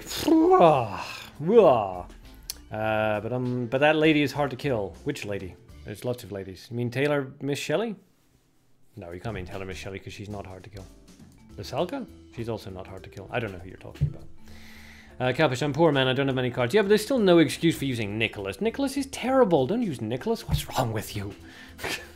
He was good. He was good a long time ago, but then they added so many snakes and he's just kind of shit now, unfortunately.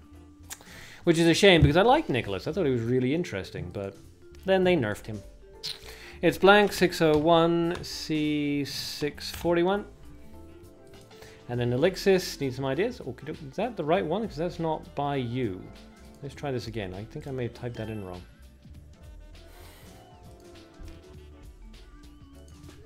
(601) C? Are you sure C and not D? Yeah, I don't know. Okay. Take a look at this one. Okie dokie. That doesn't make any sense.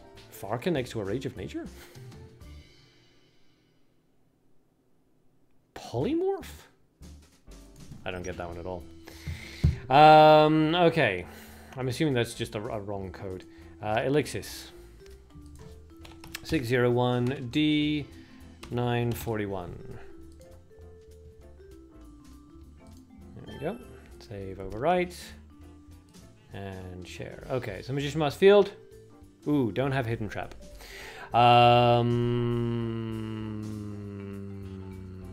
Okay, yeah, a few things that are wrong with this. One, don't use Hidden Trap. It's terrible. I think you meant Trap in the Castle because you're running Barter. Which is okay, but, you know, you're kind of crippling yourself. Feathers of the Phoenix, you don't want to run Feathers because you've got Crusader and Skeleton, and you don't really want to pull them out of the grave. Mirror Ghost is okay to resurrect. Taukaka is okay to resurrect, but not great. She's just not good at level 3. Even her stats are pretty bad. Magician Mask Field is fine to resurrect, but it's obviously it's just not going to work. So yeah. You've got Mirror Ghost and Taukaka, who are aggro-only decks. You've got Hidden Trap, which isn't good. You've got Night Invasion, which isn't good. If you want a light AoE, go for a Holy Spear. Barter, but with nothing really to go for the Barter on. Great Plague, I'm not a big fan of. Sorry, HB, we're doing a review at the moment. So, yeah. I mean, if you want to go for a Barter deck, go for Trap in the Castle Barter. That's okay. But the rest is not really going to work. Even if you went for Barter off Taukaka and Mirror Ghost, it's still not going to work properly because Mirror Ghost spawn points are random. Most people are just going to AoE the thing anyway. Taukaka only ever summons 2 people. So yeah. Yeah, that's just, unfortunately it's just not going to work. You need to strip out a lot of those cards to the point where you'd basically be having to recreate it from scratch. Yeah. Not really. There's not really anything you can adjust to that. You kind of need to rebuild that one. Unfortunately, it's too unfocused. You've got some aggro in there. You've got some control in there. You've got a little bit of tempo in there. You've got a some cards that just don't synergize with each other. So yeah, unfortunately that one just kind of needs to be revisited, I'm afraid. Kengi, 601D 298. It's Elixir. That's a gimmick with the polymorph. Yeah, but the whole deck is it fights against itself. Share deck. Yeah, that's a good solid deck. I like that deck very much. Evil Bot. It has that lady who can't die when your health is high, combined with Jurgen is OP. Oh, the what's her face? Yeah. It's OP. It's not OP. I hate to tell you this. It's not OP. The problem with Jurgen is that he's a very, very powerful card, but he's also quite vulnerable to things. So if you're going to build Jurgen, he can be unstoppable, but you need to build around him. Otherwise, somebody's just going to Mukro him and immediately solve your problem. Same sort of thing with the girl who can't be stopped, and they're both high-cost cards, so you're bringing them out, you guys are going to immediately counter them, and then you're boned. If you want to use Jurgen, you've got to kind of build around him, you've got to focus on him, so you've got to go with Mono Dark or Dark and Light. That's really the only way to operate Jurgen. Okay. Alright, 601 D950. Okay. Alright. Let's just, okay, thanks. Yeah, I don't like saying, you know, just scrap it and start again, but it's unfortunate, it's just too unfocused. There's not really anything that can be done to that one. This one's nice, kind of a chip aggro, mid-range deck. Yep, I like that one too, Cowfish. Elixir's gotta go, thanks for the tips today. Well, I hope they helped. No problem, we're wrapping up now. This has gone on way too long. Yeah, I like that, this deck as well by Cowfish. Okay, so we'll stop there. This is already like almost an hour past the time we should have stopped, and I think everybody's getting a bit exhausted. The people who haven't just like collapsed into bed already. So, thanks for stopping by to everybody who did during the stream, and a special thank you, as always, to the people who got involved in the sub-battles. Unfortunately, no gem giveaways today because I just wasn't lucky with getting gem gifts out of my booster pack pulls, but hopefully on Monday. So, next live stream, guaranteed live stream anyway, is going to be Monday, 2 PM UTC, and it's going to be Mabinogi Duel as usual. We may or may not have a weekend stream. As always, if I'm going to be doing these kinds of, unplanned streams and things like that, I'll let you know in the Discord, which is in the chat down below. So if you want to get involved in like weekend streams, hidden streams, you know, videos, advance warnings, voting, getting involved in all this kind of thing, jump into the Discord, have your say, or at least just keep an eye on things. It's Blank. See you. Gotta go. Had a great time here. I'm glad you did. Hopefully see you on Monday. Good night, Evil Bart. Thank you, guys. Yeah, it's good decks. I mean, you know, Kengi's a veteran of the game. He knows what he's doing, but don't use Nicholas. But the rest of the decks, great. Really good decks. Okay, so yes, next live stream, guaranteed live stream is Monday, 2 PM UTC. It will be Mabinogi Duel again. So bring your decks for sub battles or for critique and polish. And yeah, maybe see you guys over the weekend. And definitely see those of you who are in the Discord but failing that, I will see everybody on Monday. Thanks for stopping by. See you then. And where's Samurai Quack? Here he is. And a goodbye from Samurai Quack.